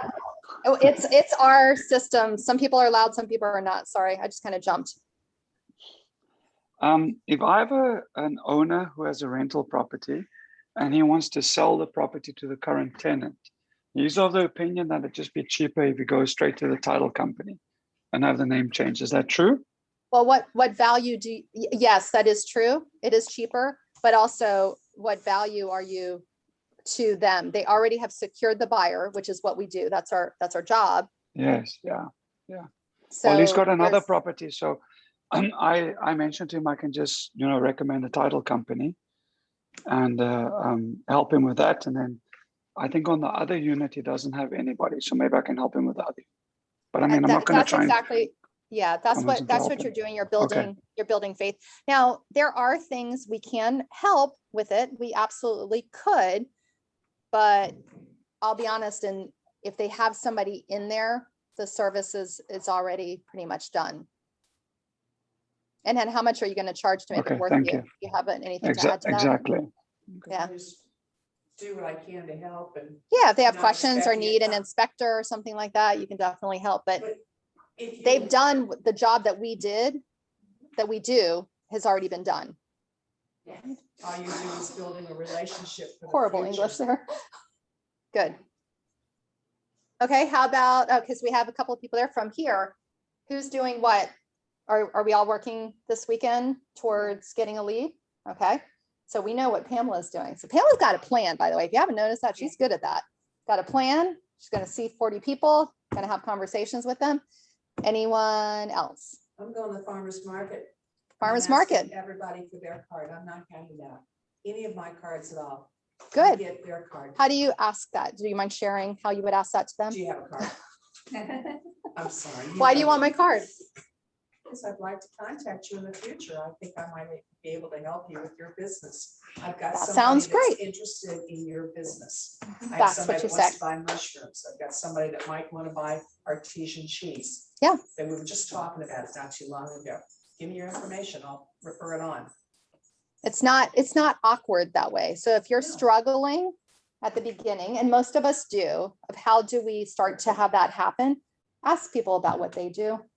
That'll get you further. Now, don't take away the fact that we do need to get to the point that we're asking them on how we can help them with real estate. We do want to get there. However, building the relationship helps us get to those stages that it's like, if there's ever anybody that that needs help when it comes to real estate, please. You give the referral first.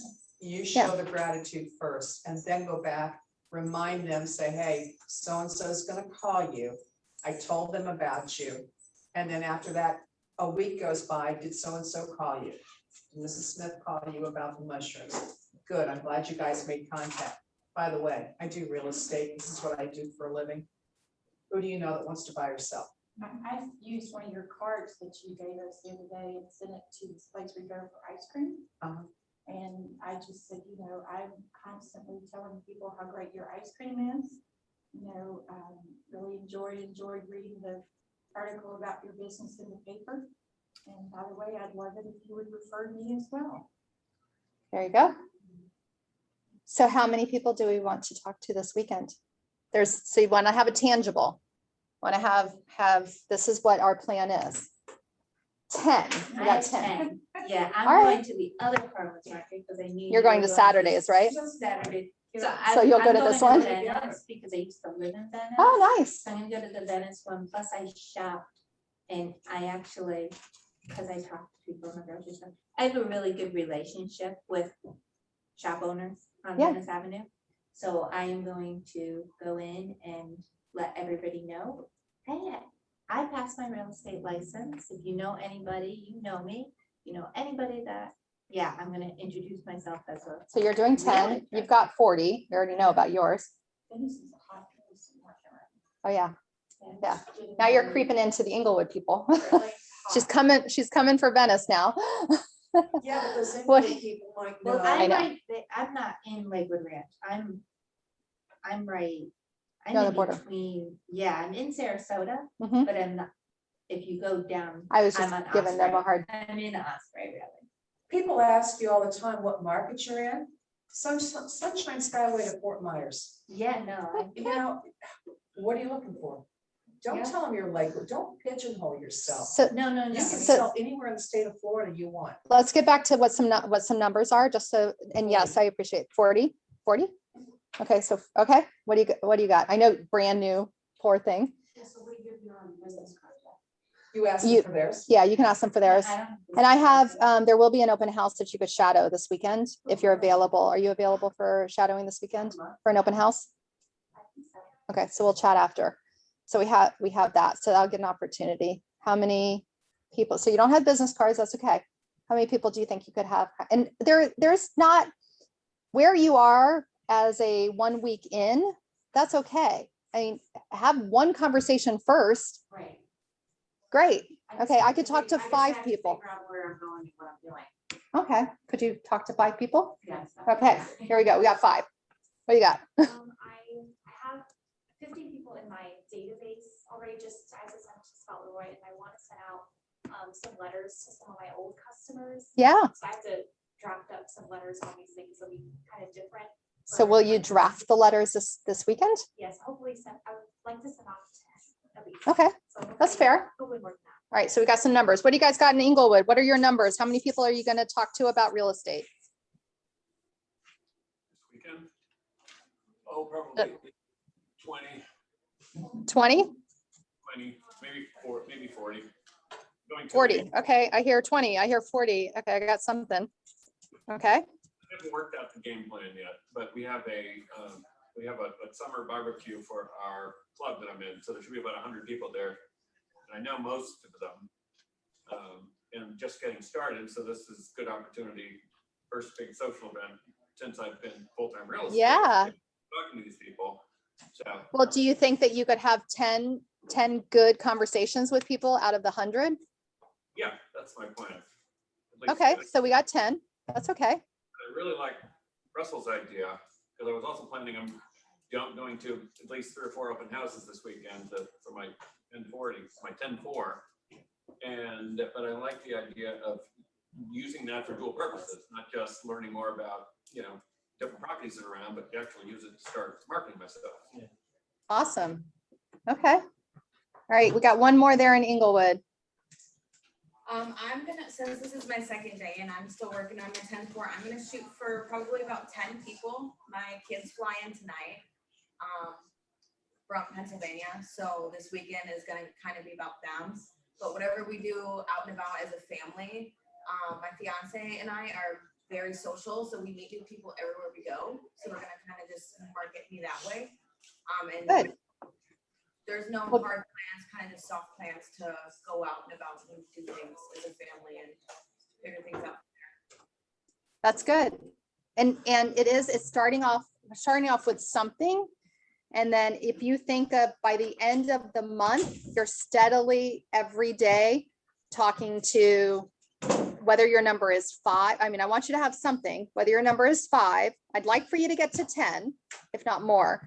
But if you can get to 5, that's your first milestone. Consistency is going to be your key. And then you can build up from that. But as a full-time real estate agent, it is basically our job to be talking to, and full-time, I would say, get to where you're talking to 10 people every day, if not more, about real estate. And sometimes it truly is, you're talking to them and they may never be a client of yours. It would be great if they would be, but it's more about you need to be talking the talk, because then they remember, and then you find somebody that's like, yeah, I just talked to my cousin who was talking about buying or selling. All right, guys, have a fabulous weekend. If you need anything, let me know. And you guys do videos or visit an open house or something. You need to walk through the doors of some open houses, or walk through the doors of some homes. Okay. Thanks, Susie. Bye, guys.